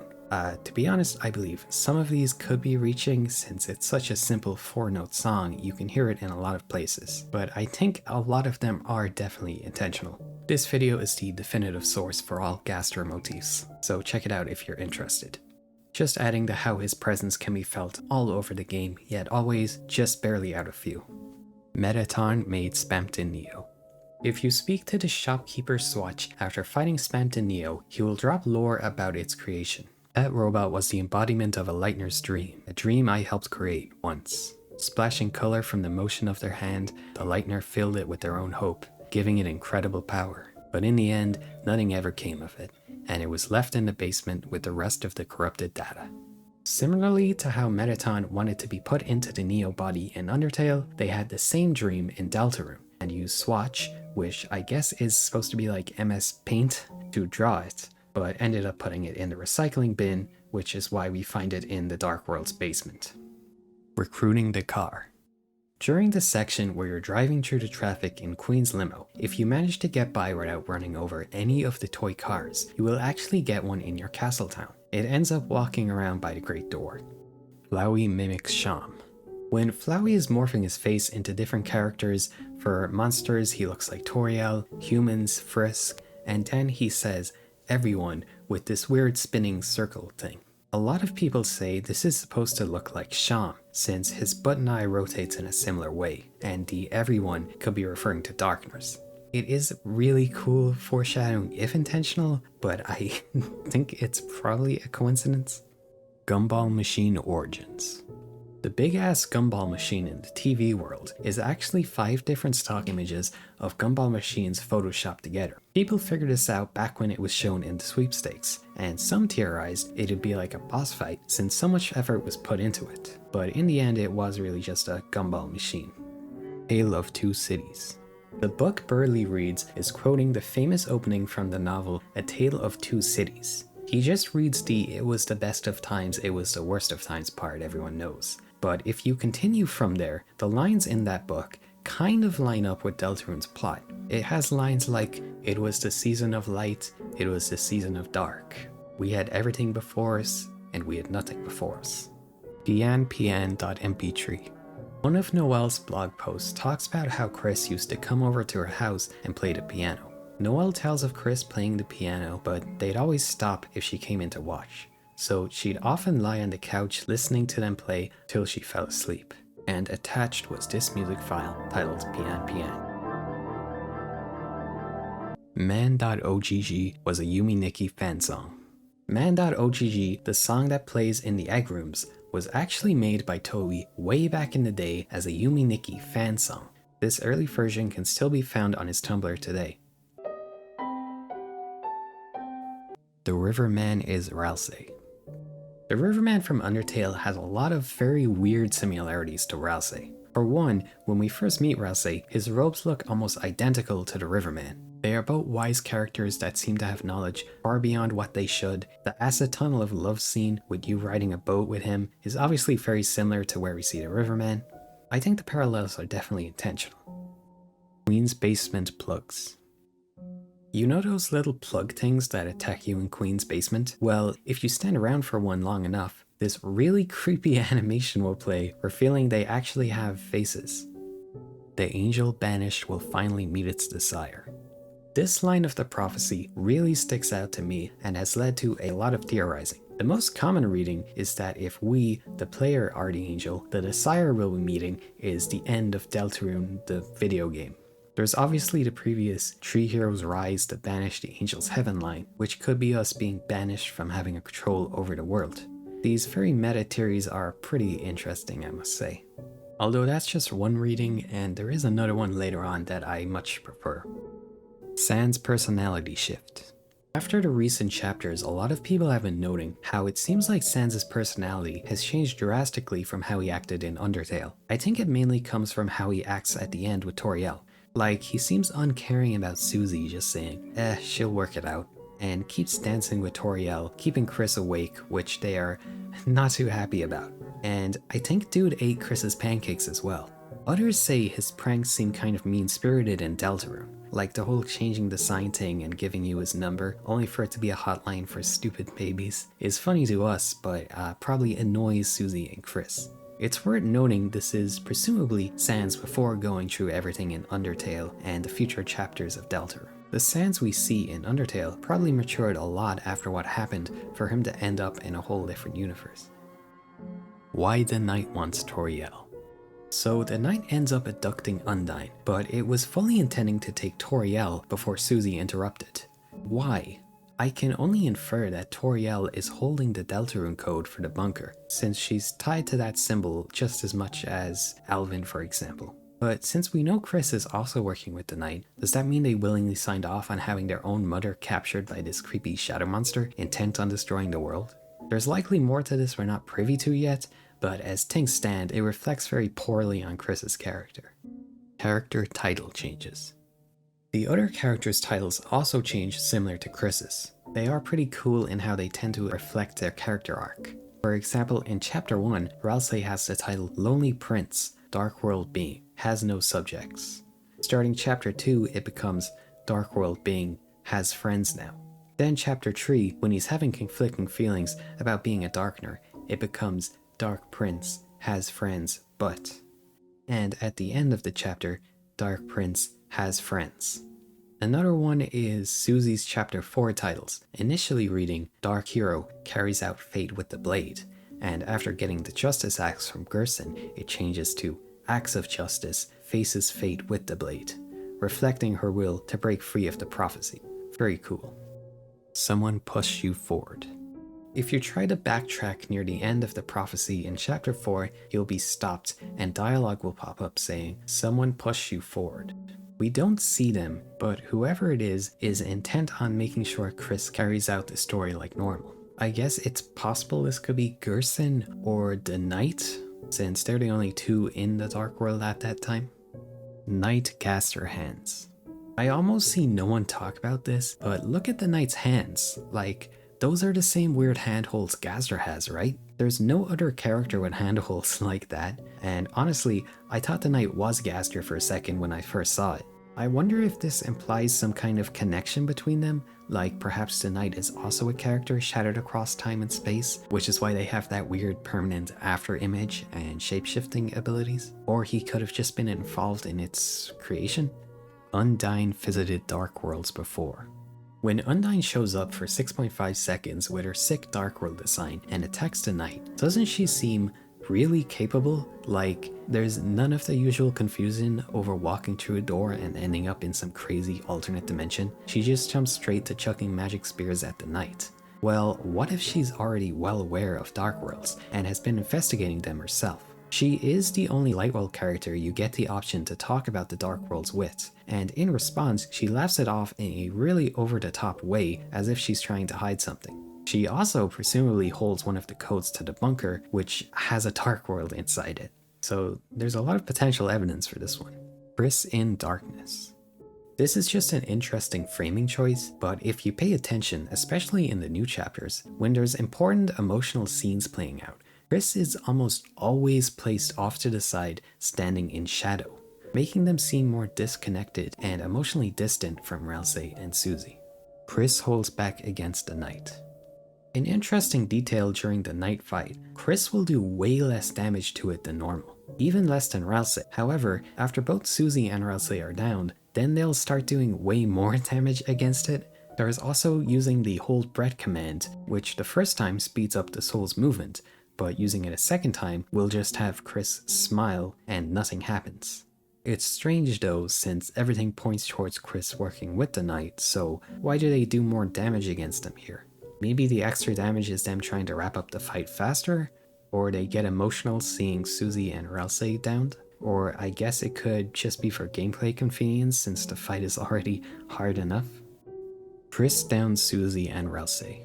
This is a pretty crazy one. So after defeating the Knight, it'll down Susie and then Ralsei, with this effect where the screen goes black and all we see is the sword slash. But if you line up the slash effect with where the characters are standing, it actually looks like it's coming from the left side of the screen, specifically where Chris is standing, not from the Knight, who isn't even on screen at this point. This interpretation also lines up with the weird ways the other characters react. Susie is downed with her back to Chris, after which Ralsei looks upwards, which you could either see as him looking at Susie or specifically Chris, and he says, "How could you?" before they then get downed. Then, after waking up, Ralsei's dialogue has a much darker reading with this interpretation. You were so brave, and yet in the end, our struggle, it's only the beginning, isn't it? Isn't it, Chris? And finally, what really sold me on this theory, if you lose to the knight normally, interacting with Toriel will say, she looks like she's sleeping peacefully, but if you defeat the knight causing this scene to play out, instead it'll read, it looks like she's having a nightmare. Why would Toriel be more upset seeing Chris almost defeat the knight? Maybe she's upset seeing them betray their only friends. We will never meet Papyrus.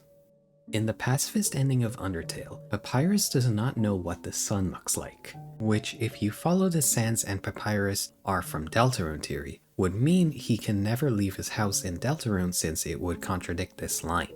I mean, I hope this isn't true, but we're more than halfway through the game at this point and have yet to meet him. As well as that, with the darker tone each chapter seems to be going with, I wonder if his more over-the-top comedic character wouldn't really fit into Deltarune's world so well, maybe motivating Toby to keep him out altogether. Task Manager knows Jevil. If you fight Task Manager in the dojo and have the Devil's Knife equipped, she'll directly reference Jevil. Chaos, chaos. No, order, order. Now get rid of that silly Devil's Knife. So I guess Jevil was causing trouble all around the cyberworld whenever he met Spamton. Shockington grows a beard. This has been prophesized, and it will happen. One of the blue beads is broken off. There's one of those toys with the beads on a track in the hospital. If you kill Birdley in Snowgrave, when interacting with it, it'll read, one of the blue beads has broken off. In chapter 1, it has the flavor text, the beads march grimly along their set paths. In retrospect, that seems to be alluding to how the party member's fate is tied to the prophecy, and Birdley's role has been ended prematurely on Snowgrave. Spamton Sweepstakes alternate ending. When the Spamton Sweepstakes ran, when donating, you could vote to either free or silent Spamton. Freedom won, and we saw the normal ending, but just a month before the new chapter's release, the alternate silence ending was shown. I swear, I'm just an impersonator. I'm an actor. I was just hired to. You can't do this to me. Stop! Stop! No! Silva Gunner Sweepstakes. Back in the OG sweepstakes, the famous uploader of high-quality video game music rips, Silva Gunner, donated a whole $5,000 for Spamton to be silenced. Also, there's a theory that Toby Fox himself is a secret contributor to the Silva Gunner channel. Apparently the channel gets music and has referenced things from Undertale and Deltarune before they are publicly available, like this remix predicting Noelle's gamer cringe personality before chapter 2 came out, and this song in particular, a remix of the cut Sneaking song, is believed to have been done by Toby himself.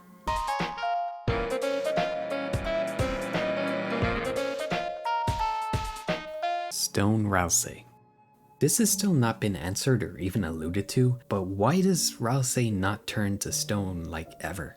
Personally, I believe he is a special Darkener, since the unused manual he makes is dedicated to the pillar of pure darkness that gives my body form. And there's definitely something special about the Castletown's fountain, seeing as any Darkener can stay there.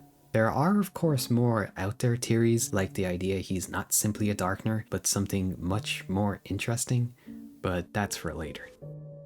Stoner Death's theory. If you rummage through Dessa's box of junk in her room, among a bunch of random stuff you'll find old mint cans with unique leaves inside of them. So yeah, Dessa and Azrael did drugs together. Wow. Your HP increased by 1. This is a very obscure and odd Easter egg in chapter 4. When Gerson asks which way you should go to find Susie and Ralsei, if you choose to go further left, you'll find a lone chest, and when opened, it will increase Chris's HP by exactly 1 point. Sham on Azrael's computer. If you look at Azrael's wallpaper, while Susie is present, she'll say this.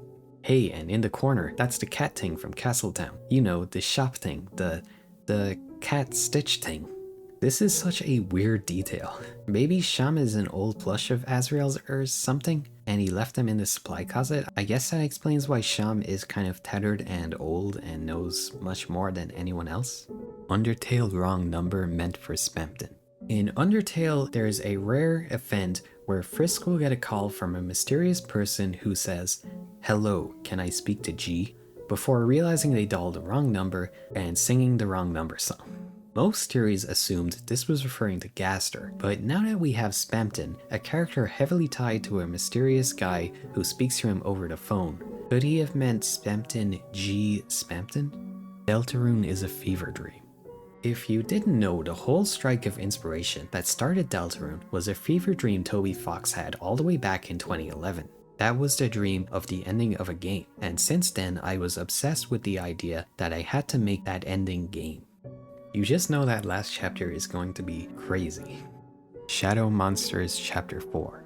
If you look really close, or just use debug mode I guess, you can spot the monsters hiding in the dark sound maze room in Chapter 4. We have the Titan spawns, another friend sighting, and this legitimately disturbing mass of nerves. Quicksand reference. There is a really old Twitter post Toby made back in 2014 showing this image of an alleged class lecture on quicksand he attended, with the slide showing a Toho girl drowning in quicksand. And now, a decade later, it is directly referenced in Chapter 3. If you let Ralsei fall into quicksand in the TV minigame, Tana will say, "I hope the class was paying attention to the physics of quicksand." The reference is solidified by Ralsei directly quoting the slide, going, "Won't someone please help me?" But Trash Machine song. According to Toby, in the 6th anniversary stream, you were originally going to battle Susie and Lancer in the trash machine you designed. They were going to be using their own trash machine, which was just a cardboard cutout, called the Doom Tank, which we got concept art for, with the fight changing depending on how you designed your machine. But apparently it was too complex to program, so he just blew it up. And inside Chapter 1's files, you can find an unused track called Trash Rating that was almost certainly to be used in this scrapped fight.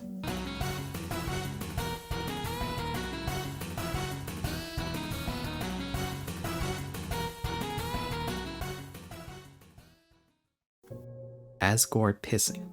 In Undertale, when you first approach Asgore, he says, "Dodidum," and has his back to you. He claims to be watering his flowers. He then shakes weirdly and turns around, but there's no watering can. So many people, when they saw this for the first time, thought he was in fact pissing on the flowers to water them. Because of this, in Deltarune, when Asgore waters his flowers, there is a very visible watering can in his hands, and the sprite is named Asgore_not pissing. Then in Chapter 4, when we spy on him in the bathroom, he says the same dum-de-dum line, and this time, the fanon was made canon as the sprite is titled Asgore_pissing. Ralsei's door. This is just referring to the giant ass, totally not suspicious door in the middle of Ralsei's castle. It's one of the only ones you cannot interact with in any way. Most assume this leads to the dark fountain of the castle town, likely only to be opened at the very end of the game when we have to seal it ourselves and say goodbye to all our Darkner friends. Dess's shoes theory. In Dess's closet you can spot a giant pile of red Converse sneakers. That's already kinda strange, but what's odder is, they are clearly for normal human feet. So why the hell does Dess have normal human shoes? There is a crazy theory that this may imply she's not a deer monster at all, but perhaps a human adopted just like Chris. Similarly, wearing an antler headband when we see her in flashbacks.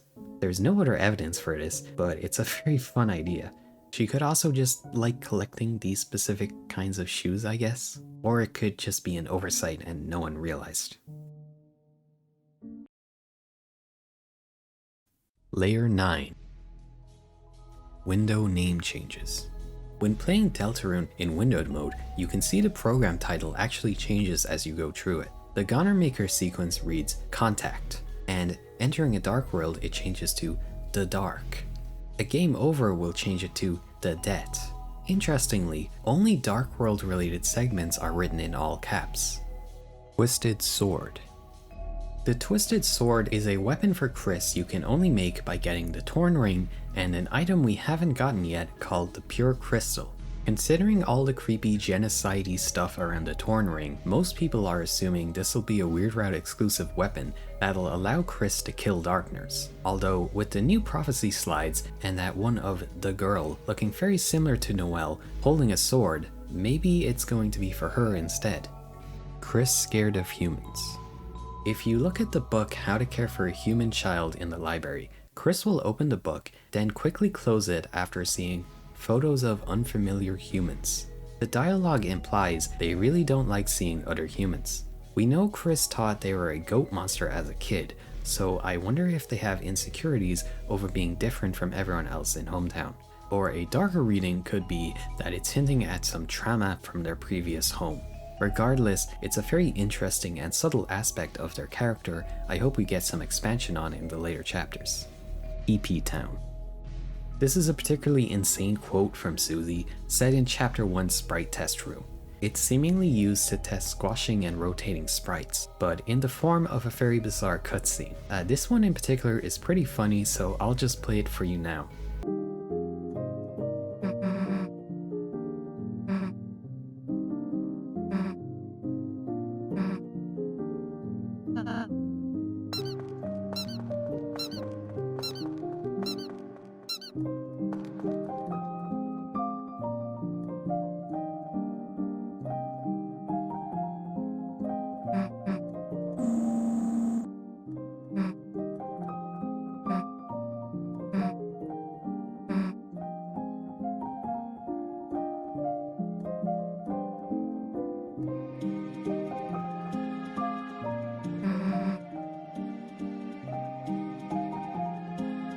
Spamton implicit in Snowgrave.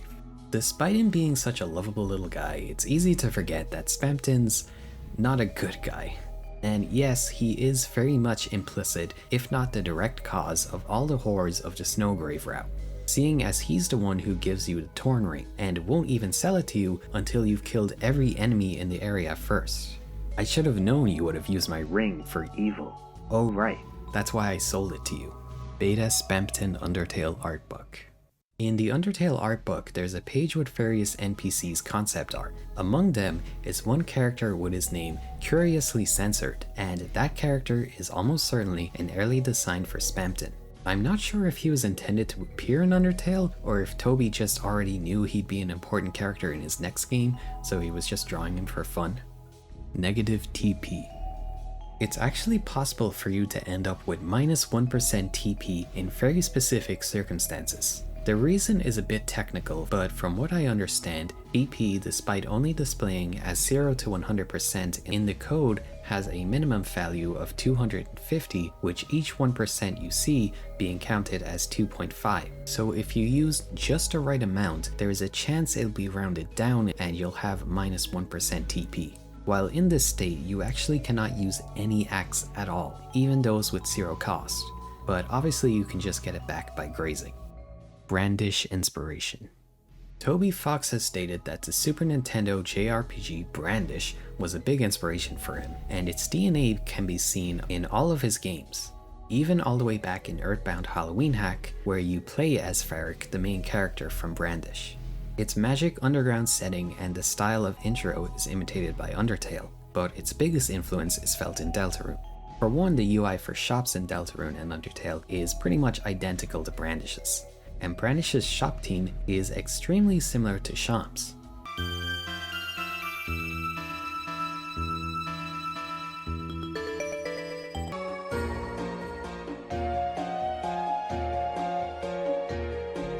There's more specific references, like this shot of Susie and Chris falling into the Closet Dark World, and the biggest is Chris and Varric are like almost the same design.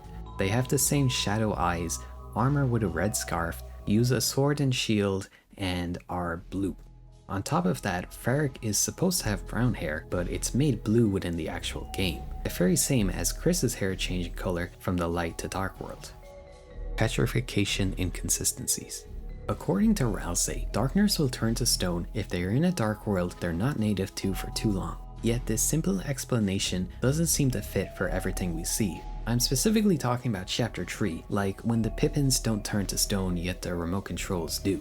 But there is an explanation for this. We learned the Pippins in Chapter 3 were taken by Chris from the school and ended up stuck in the couch, whereas the remote that turns to stone was taken from Caddy's house. To me, this reads like things that were simply around the area from which the Dark World was created will turn to stone. The same with Ram being taken from the library, whereas objects, even if they don't fit thematically, will remain alive in that area if it is considered their home. Like, Chris probably played with the Pippins as dice a lot as a kid, and they've been stuck in the couch for years on end, whereas the remote probably was brought over more recently and never got used much, so its home would still be Caddy's house. At least that's my best guess. Guardian all caps. Guardian and Spawn, the tracks that play when fighting the Titan and Titan spawns, are spelled with all caps. Very few other tracks have this all cap motif going on, and the majority that do are of course related to the old royal scientist. Gaster watching your Let's Play. Speaking of Gaster, he talks to you like a lot in the new chapters, and it specifically seems like he's enjoying seeing what you do in the game now. Like, the biggest one is definitely when you fight the knight. If you die to it on replay without the Shadow Mantle, he'll give you a hint on how to beat it.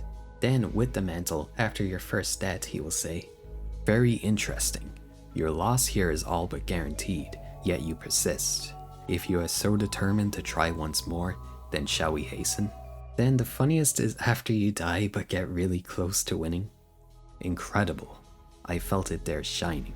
Your power. A little further."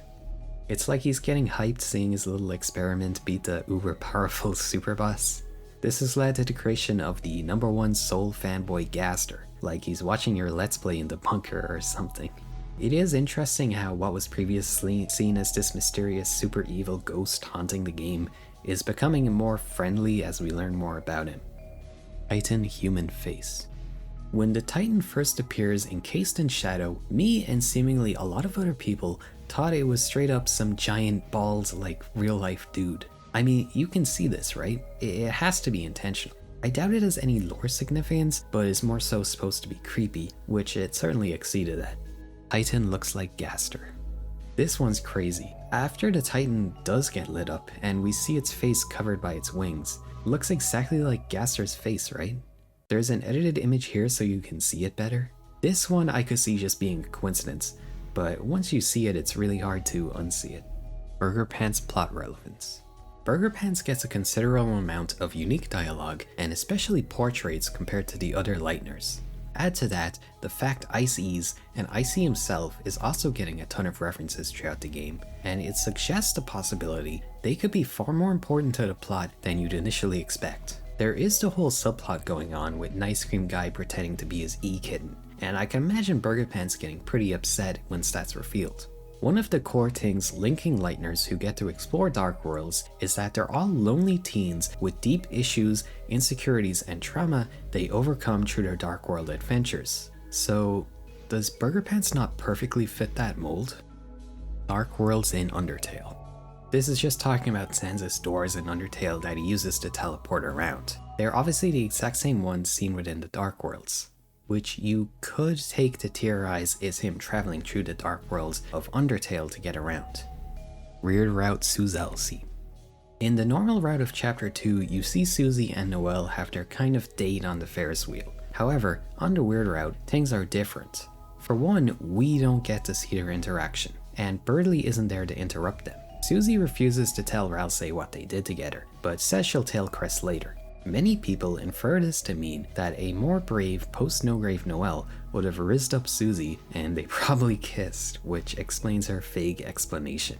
Ram was going to be a secret boss. Ram is an often forgotten power socket. They have a closer relationship to Chris, seem to have a fixation on freedom, know way more than they should, and is just generally very odd compared to the other TV World residents.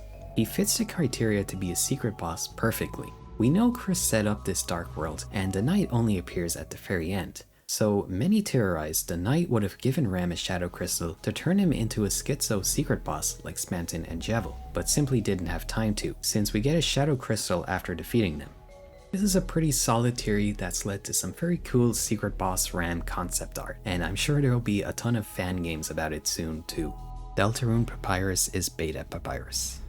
In the Undertale art book, Toby revealed a very early concept for Papyrus where he wore a fedora and was described as being kind of creepy and having no redeeming qualities, with his favorite show being My Little Boney.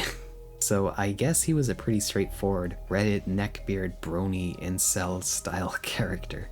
Leading to the idea that the reason why Papyrus is being hidden so much is because the big twist is in Deltarune, he'll be revealed to be this much less likable early version of himself. I guess we do know that Deltarune Papyrus never leaves the house and he has no friends, so there is actually a small chance this could be true. Yellow choices equal Kara. In chapter 1, before entering the Dark World, all choices are white. But after you enter the Dark World, and in all chapters preceding, choices are highlighted yellow. Interestingly, in Undertale, all choices are white except for the final question Chara asks you on the genocide route. Third Entity Theory.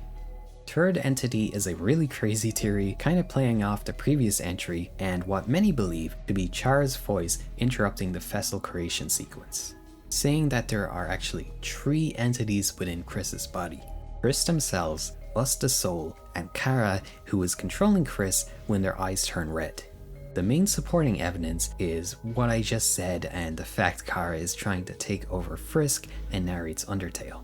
Personally, I think it's a very cool theory, but really confuses things narratively, as well as making it so Chris has like no discernible character of their own, so I don't think it's very likely. Even if Kara exists in Deltarune and isn't just represented along with Frisk by Chris, which seems to be the case. Monsters won the war. A potential explanation for the lack of humans in Deltarune's world is that a similar war between humans and monsters took place as in Undertale, except in the Deltarune world, the monsters won and drove the humans underground. Birdly is fallen down. What's going on with my favorite character Birdly? In Snowgrave, he obviously gets snowgraved. The spell is described as being fatal, so he should be, like, dead. Yet, he does not turn to dust in the Light World, and we find him in a comatose state in chapter 4. It seems very likely he is fallen down, a concept from Undertale that's basically when a monster is almost dead but not quite, yet there is no way to save them. The same state the Amalgamates were in before being injected with determination. Now, if this is the case, it has very interesting implications. For one, it means Birdly will probably fully pass and turn to dust really soon. But we know monsters in this state can be revived through being infused with high levels of determination. Maybe we could see an attempt to heal him in the Dark World, but we know that does not work on fallen down monsters. So as a last-ditch resort, the Fun Gang might infuse him with determination somehow, causing him to transform into a twisted monster like the Amalgamates. It's a dark thought, but probably one befitting of the tone the Weird Route is going down. Chris flinching. So when you have to kill the 8-bit versions of Ralsei and Susie to progress in the Sword Route minigame, Chris will flinch and look away from the screen, adding to the super unnerving atmosphere this game has. But on top of that, did you know Chris changes color during this game? Yeah, they actually turn monochrome like a goner. Deaths in Shadow Mantle game. In the third part of the Sword Quest game, when you come across the black figure that mirrors your movements, the sprite is actually overlaid over another sprite which is a fully animated black deer. The same is true for the white-robed figure who obviously represents Noelle, being overlaid over a brown deer sprite. So it would track that this black deer is most likely representing Des, since Carol and Rudy both have brown fur as well. So there's a few interesting things about this. First off, what is the meaning of it following Chris's movements? If you believe Des is the knight, could this imply the knight is following Chris's orders and not the other way around? The fact you have to kill it to progress definitely has grave implications for her too. But the most insane detail is what causes the black deer sprite to be covered up. It's a variable in the code called Toriel. If set to false, the black deer will appear, and if set to true, it will be replaced by the black monster. That's pretty wild and definitely seems to point to Toriel having some kind of involvement in what caused Des to transform into the Warring Knight. Piss and shit theory. In Undertale there are no toilets, as monsters and their food is made of magic, so they digest the food magically and don't need to go to the bathroom. However, in Deltarune, we do see a toilet in Chris's house. Now Chris is a human, yes, so maybe it's just for them. But there is also multiple toilets found in the cyber world, implying it's a frequent search term and monsters know about them. Through this, and knowing Deltarune monsters cannot use magic, we can infer that they do in fact need to use toilets. A interesting bit of world building for sure. Chapter 3's important character. In a newsletter a year before the new chapters released, Toby listed development progress of Chapter 3, listing various normal things like music, backgrounds, and animation, but specifies a quote, important character. Now that the chapter's out, I'm pretty sure this was referring to Tenna, since it seems like he was pretty difficult to implement, being a digitized 3D model and with his unique text effects. Chris dog illusions. There is a really bizarre running theme throughout Deltarune where Chris is constantly related to, called, or depicted as a dog. In the Suzella minigame, they wear a dog costume. Noelle tells Chris to stop howling and asks if they want a dog treat or something. Susie tells Chris to make like a dog and find some clues in Noelle's house. Toriel says Chris was sleeping like a puppy. I could go on really. I wonder if this is supposed to represent how we order them around like a dog or something like that. Or they could just have a fursona, that's possible too. Layer 10. Deltarune will have multiple endings. Many people are still married to the idea of Deltarune only having one ending, since your choices don't matter, apparently. The main reason is that, well, it's outright stated by Toby in the game's description. However, what a lot of people seem to forget is that it's not a definitive statement. It's not only one ending, period. It's only one ending, question mark. To me, that's always implied that it won't be so simple. And with the context we now have around the prophecy, I believe it was intended as a kind of meta line, alluding to how the Fun Gang is stuck to carry out the prophecy. Like, the whole game's narrative is about there only being one ending, and we're trying to change that. There's also the interview where he's asked if it's true there will only be one ending, and he answers it in kind of a sneaky way, not confirming it or denying it, saying there's something more important than reaching an end. Papyrus is the Eggman. Who's the man behind the tree? Well, Papyrus, of course. This is kind of a meme theory with a really strange amount of evidence. First off, if you remember his dating sequence in Undertale, one of the random UI elements that shows up there is an egg. Then, the craziest is this piece of official Undertale merch. It's kind of a collage design with a bunch of the characters, but what's odd is it has a bunch of trees. Trees that don't look anything like the few we see in Undertale, but very similar to the Card Kingdom tree the Eggman is always hiding behind. And behind one of those trees, peeking out, is Papyrus. Then there's the fact we still haven't met Papyrus in Deltarune. Could this be because Chris will recognize him as the man behind the tree, spoiling the twist? It's widely theorized the man behind the tree is related to Gaster, and it's highly likely the Skeleton Brothers are also related to him, given he's named after a font. So yeah, this makes way more sense than it should. But I feel like it's supposed to be more of a comical red herring. Chapters 0 to 10. In the code for Deltarune, there are files for each chapter, like to check which chapters have been completed by the player and what animation to show when the chapter starts. But what's really strange is that there's entries for not just chapters 1 to 7, but also a chapter 8, 9, 10, and even chapter 0. Not only that, but there are also animations for chapter 8 to 10 title screens present. The single digit numbers in theory could just be copy pasted, but it seems like a lot of effort to reformat the size to fit for a chapter 10 animation. And why include a 0? Could this mean there will end up being more than the initial 7 chapters we see on the main menu? The idea of a chapter 10 is too insane to even imagine, but a potential chapter 0 as a flashback, perhaps explaining how Chris got possessed by the soul, or what happened to Des, would definitely be pretty cool. Rules card is Gaster. I think this theory only goes so far as they kinda look similar, especially with Rao's weird mouth line teeth gap thing resembling Gaster's scars. And I guess Rose does weirdly speak with his hands in this scene, and he is able to teleport, which no other Darkner can do. Roots. This hidden slide of the prophecy is particularly strange and elusive even among all the others. Simply reading roots, it shows 2 trees and a house. What the heck does this represent? Roots could mean the root of something, like the beginning. I mean, the trees obviously draw images of the forgotten man Chris finds behind the tree, and the new chapters link them to Chris's past somehow, so maybe it's referring to the root of some kind of trauma Chris has, maybe from a past incident related to Dessa's disappearance or the bunker or something like that. Since the Chapter 4 room describes Chris trying to draw the man behind the tree, but being physically incapable to, and eventually covering up with a painting of a tree, just as we see it in game.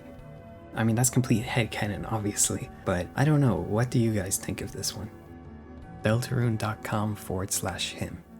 Deltarune.com actually existed all the way back in 2016. There was nothing there, just a black screen. But it has a very Scott Cawthon-esque hidden message you can find by upping the contrast and brightness. Revealing Deltarune's prophecy line, "Three heroes appeared to banish the angels' heaven," written in wingdings. Chris's potassium deficiency. Why is Queen so insistent on Chris getting the banana, as she puts it? Well, it's actually because Chris has a potassium deficiency, of course, and she's just trying to be helpful. As you can see, Chris exhibits many symptoms of potassium deficiency, most primarily extreme tiredness, heart problems, and mood swings. And there is one line where if you avoid the banana in the acid tunnel, Queen says, "You're going to be sick." Sink theory. There is a sink in the hospital that, when interacted, has dialogue about it being weirdly short, saying perhaps it was originally one tall sink that was cut in half to create both of them. The theory is that this is hinting at how Chris is a combination of Frisk and Kara, since they have aspects of both their characters, like Kara's shirt, red eyes, personality, and their name is an anagram for Frisk. Spammed in voice from ABC123A. The creepy ABC123 message from Undertale's files, warning you not to spoil its plot, has a ton of random weird voices throughout it, and the laugh heard sounds very familiar to a certain salesman. Your fault. RealDeltarune.com. Certain URLs of Deltarune.com, and one that causes a 404, used to bring you to the starman.net forums, an Earthbound fan site we know Toby used to frequent. The reason for this is apparently because the founders of Fangamer, the place that does all the Undertale and Deltarune merch, actually run this site, and the same thing happens if you get a 404 on Fangamer. Similar game is Omori. This refers to an old tweet by Toby. "I've had a plan for a game, not Undertale, for 2 years, and it seems like someone is going to make something very, very similar." Apparently, this is most likely Omori, another beloved emotional indie RPG, but I actually have not played this yet, and I don't want to spoil myself, so I didn't research any further, but if you're an Omori fan, maybe you can see it. Toriel Irresponsible Mom. What was Toriel doing at the end of Chapter 4? Like, she leaves her kid without telling them to go get drunk with some guy she met 2 days ago. She presumably didn't bother calling Chris, and if she did, it wouldn't have gone true while they were in the Dark World, which would have been more worrying if anything.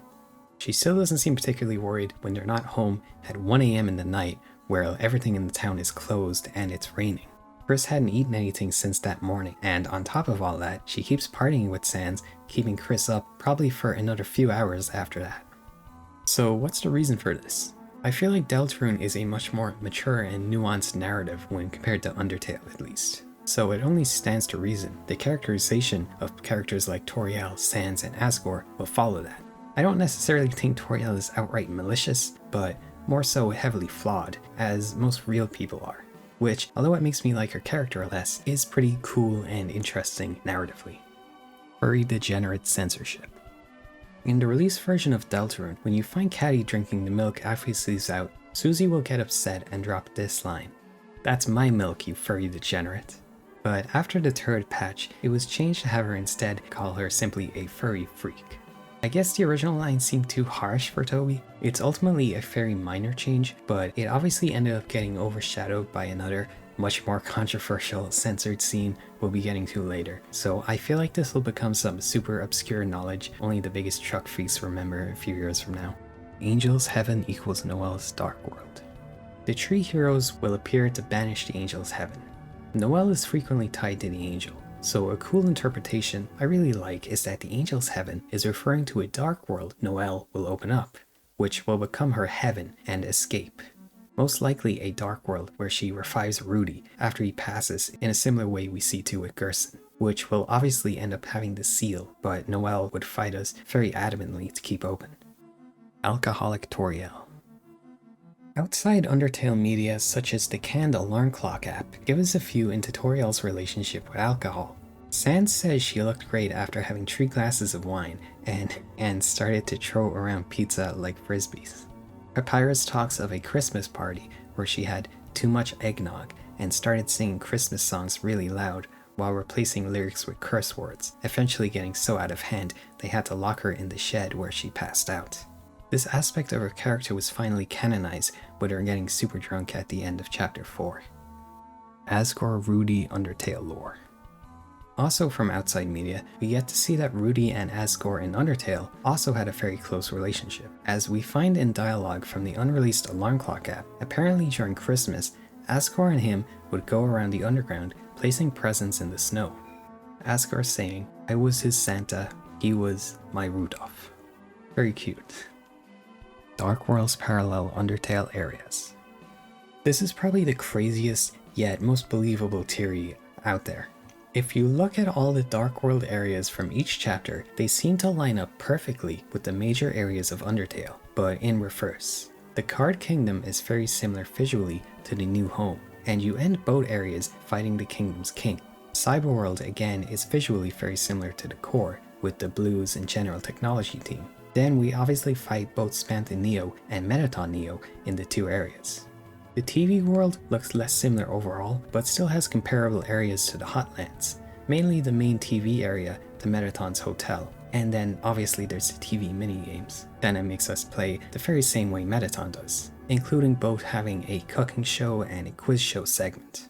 Chapter 4 is probably the most obvious, with both areas again being very visually similar. There's a puzzle involving playing the piano, there are areas with waterfalls, and the dark area you have to light up to navigate. Not to mention Gerson's fight just being Undyne's fight again. So as you can see, there are a lot of points for this one. I guess following this pattern, chapter 5 will have heavy similarities to Snowdin Town, and 6 will be the ruins, and then I guess 7 would have to be the true lab, which, if it is in the bunker as many imagine, I think fits pretty well. Ralsei's glasses made of shadow crystals. Kinda crazy idea for how Ralsei seems to know so much he shouldn't, especially stuff like the layout of the light world. What if his glasses are made of the same shadow crystals given to the secret bosses, which turn into glass in the light world? It's a very fun theory, but from the way he talks about the prophecy, it seems like Ralsei was created with all this knowledge implanted into him without his consent, so I'm not sure if it's too likely. Quantum Egg Theory. The quantum egg theory is from this guy on Reddit, and it draws parallels to the famous Schrodinger's cat experiment. You know, the one with a cat in a box with a bomb or whatever, and until you open the box it's simultaneously alive and dead before you observe it. Meanwhile in Deltarune, the egg also changes nonsensically when it's observed. The big example given is Asgore's fridge with the chapter 1 egg, where when you first inspect it, there's just a pickle jar with 1 pickle inside, but when you look a second time, there's a pickle and an egg inside. Then, if you do this with the egg in your inventory, you will still find a jar with just a pickle, and after checking it again, there will be 2 eggs inside. The theory uses this to explain the weird behavior of the eggs, like how it's the same both in and outside of the Dark Worlds, and can magically appear on Timmy's desk, since its state changes in a way that seems impossible when observed.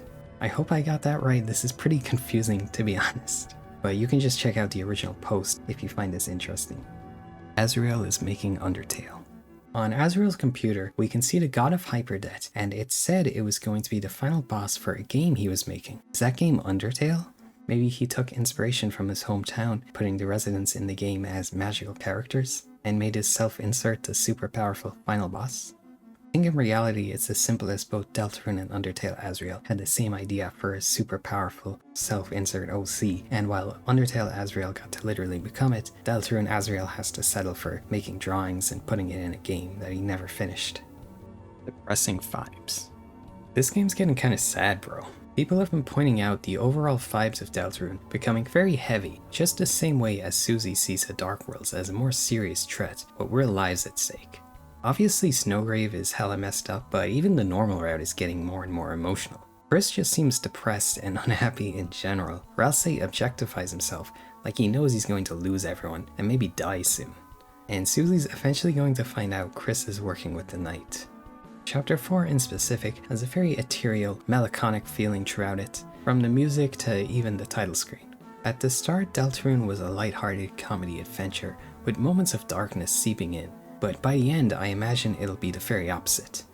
But I am definitely here for it. I'll never play again. After Susie tells you the story of her smashing the piano at her old home, you can choose many responses, and if you pick I'll never play again, and encourages Chris to keep playing piano. If after this you choose to say I'll never play again, Chris will bite their hand to prevent you from making them say something so cold-hearted to Susie. And they actually bite their hand so hard they bruise it, and Susie gets really worried about them. Damn, I shouldn't have told that story. Time loop.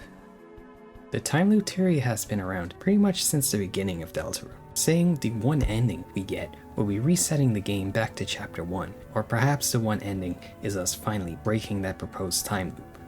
The evidence is Chris already having a save file in the Dark World, how they show no emotion to anything, no matter how crazy, since they've seen it 100 times already, and them opening up the door to the TV Dark World seeming extremely premeditated and conveniently planned out, with Undyne showing up just in time to be captured by the Knight, for example. This theory was actually lent some major credence in the new chapters when Kirsten asked Susie how she'd end the story, and she says she wouldn't want an ending, wanting the story to go on forever.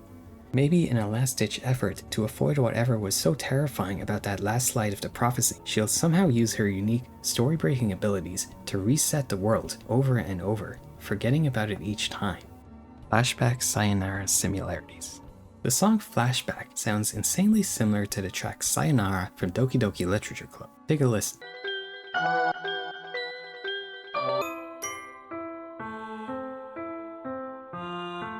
I actually think this is probably a coincidence since they're both such simple compositions, but if it is an intentional homage, then Flashback being related to the past and deaths, and where Sayonara is used in Doki Doki Literature Club may have some disturbing implications. Outside media not canon. There's a quote from Toby in the newsletter where he says, "I only consider anything in the game to be canon," meaning stuff like the sweepstakes is not technically canon to Deltarune. I think the fact canon is in quotations means it's not like it doesn't matter or didn't happen, but more so it's less important and may or may not be contradicted within the actual game. Meaning it's more so supportive narrative and world building, but nothing crucial to the Deltarune plot will be hidden like in the code or in outside media. But it was not something that understood mercy. This line shows up if you try to spare the Titans. Very creepy. Cult theory. It seems very heavily implied Chris, Carol, the Knight, and whoever Phone Guy is are all working together to some end.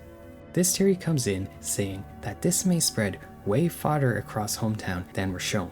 The biggest one is that whole Toriel equals true thing with deaths in the Shadow Mantle game, and her being upset seeing the Fun Gang BTFO the Knight. And then there's Father Alvin, who I feel like people have kind of glazed past, but is he not still really sus? Like he just coincidentally dug up Gersten's hammer and his dust the day before the church docked fountain opened, reviving him. Then he's not around when the fountain's open for some reason, even though he assumedly lives in the church. Then there's the fact he's really insistent on discouraging Chris from looking into the bunker, along with a few other select characters. And speaking of the bunker, Carol and two others relating to the Deltarune and another, the police, know about it, which has a dark world and the Knight inside, meaning that they're almost certainly aware of both of them. And there's the Phone Guy speaking of a supposed police sacrifice next week. We know Asgore is looking into some kind of conspiracy, saying that when he proves it, everyone will have to believe me, and then he, Toriel, and Chris can all be a happy family again. So could he be looking into this cult, perhaps getting too close, which is why Carol kicked him off of the Force? If Toriel is truly involved, it'd certainly explain why she both left him, as well as being so unwilling to face him, perhaps not because of something he did, but rather her own guilt. This is obviously a very speculatory theory, and I kind of feel like it comes from the whole small religious town being controlled by an evil cult thing, which is kind of an overused trope, but I will admit the weirdness around the bunker and all that other weird stuff is, at the very least, very interesting. Chris hand foreshadowing. There is the line where you can't find your hand in the secret 1225 room. The shadow crystal allowing Chris to see through their hand, and this line from Susie during the Knights fight. As long as Chris has got a hand to lift me up with, we'll win for sure. And there's that horror movie Susie and Noelle talk about featuring a severed hand as the monster. It seems very consistently foreshadowed. Chris will lose her hand at some point. Maybe there will be a particularly desperate battle later on where it gets cut off. At Des Holiday. There's a Twitter account with the handle @DesHoliday on Twitter. Could just be a coincidence until you look at when it was created. The very same month Undertale released. Knowing the Deltarune.com site was created and archived on the Wayback Machine, which allowed us to see that secret wingding message of the prophecy. The idea Toby set this up maybe to be unprivated at some point and start posting some crazy spooky dead death shit is a serious possibility. Chris looking at you.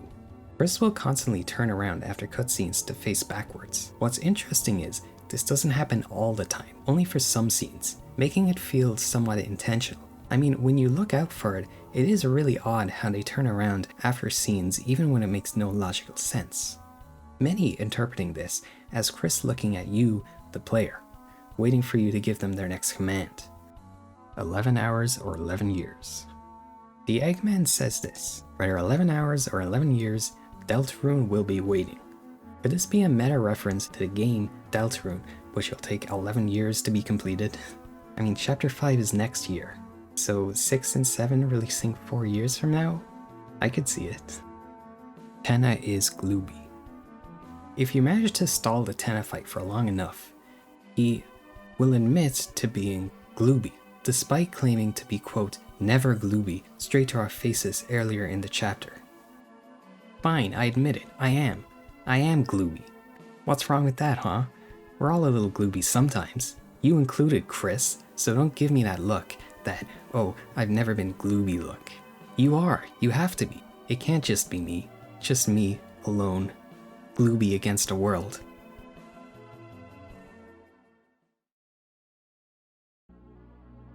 Layer 11. Chris complicit in Snowgrave. Right before fighting Eram on a Snowgrave file, it has some really odd lines pointed directly at Chris. Part of you is just enjoying this, isn't it? The same part of you that enjoyed yesterday, knowing you could say it wasn't really you. This thing seems to know a lot more than it should, especially about Chris. But how the game reflects so much, like having representations for Des and Noelle, the red headband, the shelter.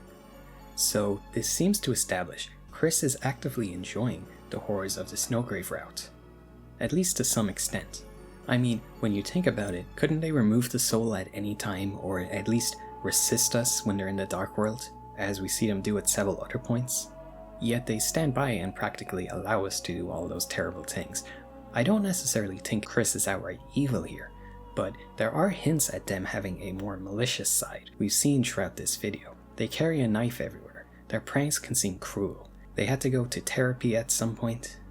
So perhaps they are curious to see what will happen, and listen to their more destructive thoughts, using the soul as a way to absolve themselves of any responsibility. Kara's next world is Deltarune. At the end of Undertale's genocide route, Kara says, "There is nothing left for us here. Let us erase this pointless world and move on to the next."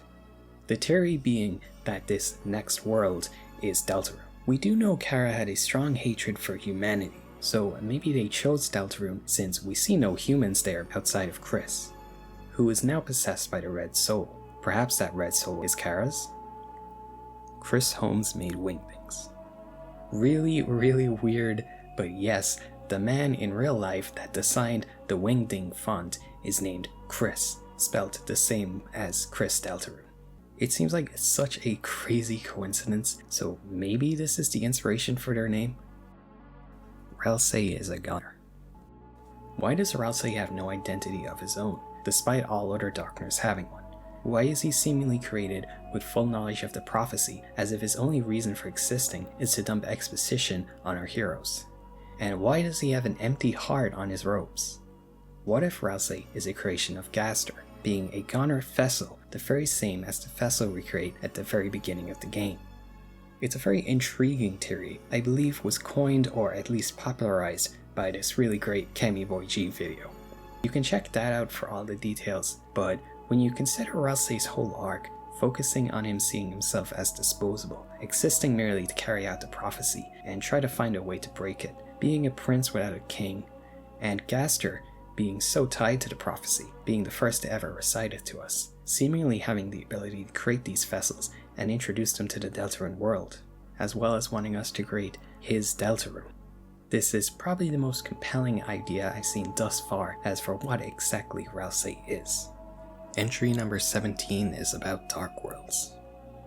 Dark, darker yet darker. The darkness keeps growing, the shadows cutting deeper. Photon readings, negative. This next experiment seems very, very interesting. Darker yet darker, photon readings negative. This very much sounds like Gaster was experimenting with opening dark fountains in the Undertale world. We know he fell into his creation. Most assumed this to be the core, but with how this entry reads now, it seems far more likely he fell into something relating to the Dark Worlds. Perhaps the mysterious depths from which darkness springs, shattering himself across time and space. Maybe explaining how he has such reality warping powers and the ability to travel between the two worlds. Penumbra Phantasm will be in Deltarune. Penumbra Phantasm is this unreleased song Toby made way back in the Homestuck days, and has been iterating on ever since, with aspects of its melody showing up in various different works of his.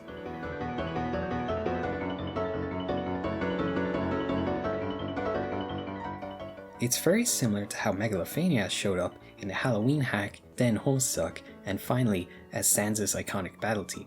Many thinking we'll finally get to hear the complete, fully realized version of this song in Deltarune, perhaps at the very end of the game. 4chan leak. This image was posted to 4chan in May of 2022, obviously intended to be out of context spoilers for the remaining 5 chapters. It looks pretty wild, but what's weird is some of these predictions are really accurate, especially for when it was posted. For chapter 3 it shows a dead fish, Chris and Susie lugging the TV to Castletown, a game show. Okay, most of those were pretty obvious. But then 4 correctly guesses the chapter would take place in the church, and somehow knows to include Among Us, predicting the Among Us reference in that chapter. Then moving to 5, it seems to have predicted not only that there will be a festival, also got right that there will be a flower shop Dark World? Is this a legit leak? Okay, so to be serious, there are a few things that are like insane polls here, but there's also just as many that are obviously wrong. Like it shows the chess pieces for chess theory, which didn't come true, showing the knight for chapter 5 when it shows up in tree. The TV Dark World was super obvious, and the church and flower shop Dark Worlds were very commonly theorized locations, so really this guy just got the order right pretty much. Anyone would have guessed they'd show up at some point. I do still admit though, getting the exact chapter of the Flower Dark World and Festival right is pretty crazy, but I'm like 98% sure this is just a very big coincidence. The Red Rose. If you go through chapter 4's Snowgreat route today, you'll get the scene where we force the Torn Ring back onto Noelle, and the screen will cut to black, showing this red shattering glass looking effect. Then we see Chris super pissed off, attacking the soul in retaliation. But in the release version of chapter 3 and 4, the effect shown was very different. We saw the same cut to black, but instead it was a rose with its petals falling off. Personally, I far preferred this version. But why was this change? Well, there was somewhat of a, albeit small, controversy surrounding how people took the imagery here. Many, upon seeing this scene for the first time, recognized the symbolism of a flower losing its petals and the term deflowering used to represent losing one's virginity, and took it literally, having a much darker idea of what happened after the screen cut out. So in response, the scene was altered to simply show a red dot, and later the shattering effect we see now. There is a constant romantic underline to the Snowgrave route, but it is purely symbolic, not literal. The symbolism of a flower losing its petals and the imagery that evokes is intentional, but again, it's not literally that. It's supposed to show Noelle's complete loss of innocence as a point of no return for us and her character. Similar to the other undertones of the route, it's intended to make us uncomfortable, so I think it was really effective imagery, but I can understand Toby not wanting anyone to read it as literal, especially in this scene, so I really don't have any problem with him changing it. Chris self-harm. Some people have read the strange stuff around what Chris puts himself through to infer they may have a habit of self-harm. The main evidence people point to is them having a giant blood stain in the middle of their room. Interestingly, it's there from the very beginning of the game, right by the birdcage, before we possess them presumably, implying Chris has a habit of removing their soul, which is clearly very painful for them. They also always carry around a knife, and there's this line from Toriel when Chris leaves the faucet running while they're locked in the bathroom for a long time, where she says, "Chris just does this sometimes," which would have a very dark reading if this interpretation was true. Rudy is the knight. So as I've said, people are pretty dead set on Death's Knight. One of the biggest points for that is that the knight clearly has antlers, but this could very well apply to another member of the Holiday family. Carol and Noelle are all but ruled out, but someone who'd be very capable of being the knight is Rudy. What we do know is the knight has some relation to both Carol, Chris, and possibly Asgore as well, which certainly would fit Rudy pretty well. You may be thinking it's impossible for him to carry Undying through the light world, but this theory posits the idea that since the knight seems so different to any Darkener or Lightener, it may be something entirely unique. What if it was a transformation Rudy could undertake, allowing him to transform into the knight across both worlds? If the knight's crew's motivation is related to finding Des, as so many seem to think, then it wouldn't really make sense for the knight to be Des, but someone very dedicated to finding her. The point that compels me the most is to focus on the knight's weird chest hole thingy. Does that not evoke images of Rudy's illness that causes him to cough? Maybe he transforms into the knight to have the power to travel through the dark worlds alone in a desperate attempt to find Des, slowly deteriorating his own body in the process. Ralsei staring at player. This is a really creepy rare glitch where, in the Snowgrave route when Chris declines imagining Noelle, Ralsei is supposed to fall asleep, but instead a sprite from his dance will show up, making it almost seem like Ralsei is staring directly at us, the player. Man behind a tree in True Lab. If you enter the fog-filled fridge room without turning on the fence in Undertale's True Lab, you get some really strange dialogue. There's something here. It feels like it's breathing. There's something here. It feels like a tree, ripe with delicious fruit. There's something here. It feels warm and moist. And finally, there's something here. Something in the shape of a man.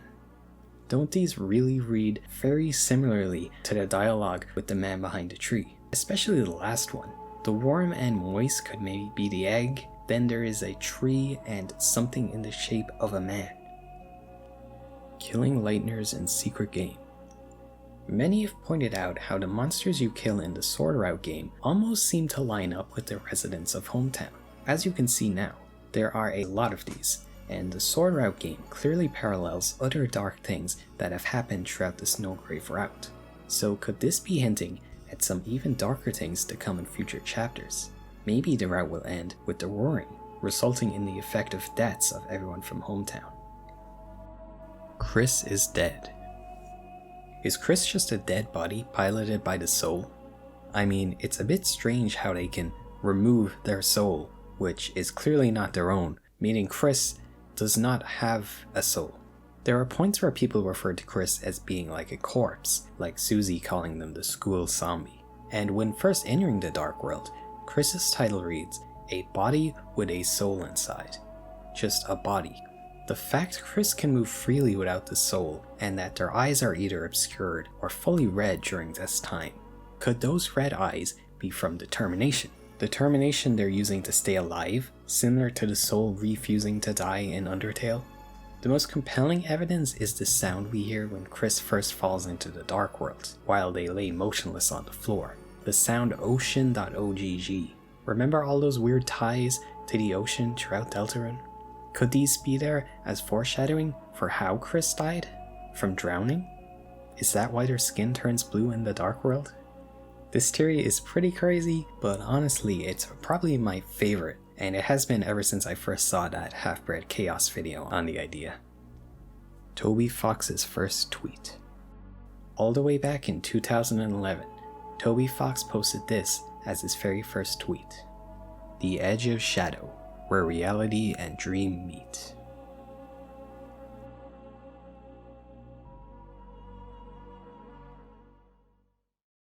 So that's it, guys. This took so long to make. I started this like the week chapter 3 and 4 came out, but as long as people enjoyed it, I think it will all be worth it. I hope I didn't get anything too wrong, but if I did, feel free to put corrections in the comments. And just comment anything you found interesting, especially those more crazy like theory entries. Chapter 5 isn't even that far away, and I'm expecting 6 and 7 to come out at the same time like these two, so I'll probably wait for that to do a sequel. That'll probably end up being like 10 hours, but anyway, till then, thank you for watching.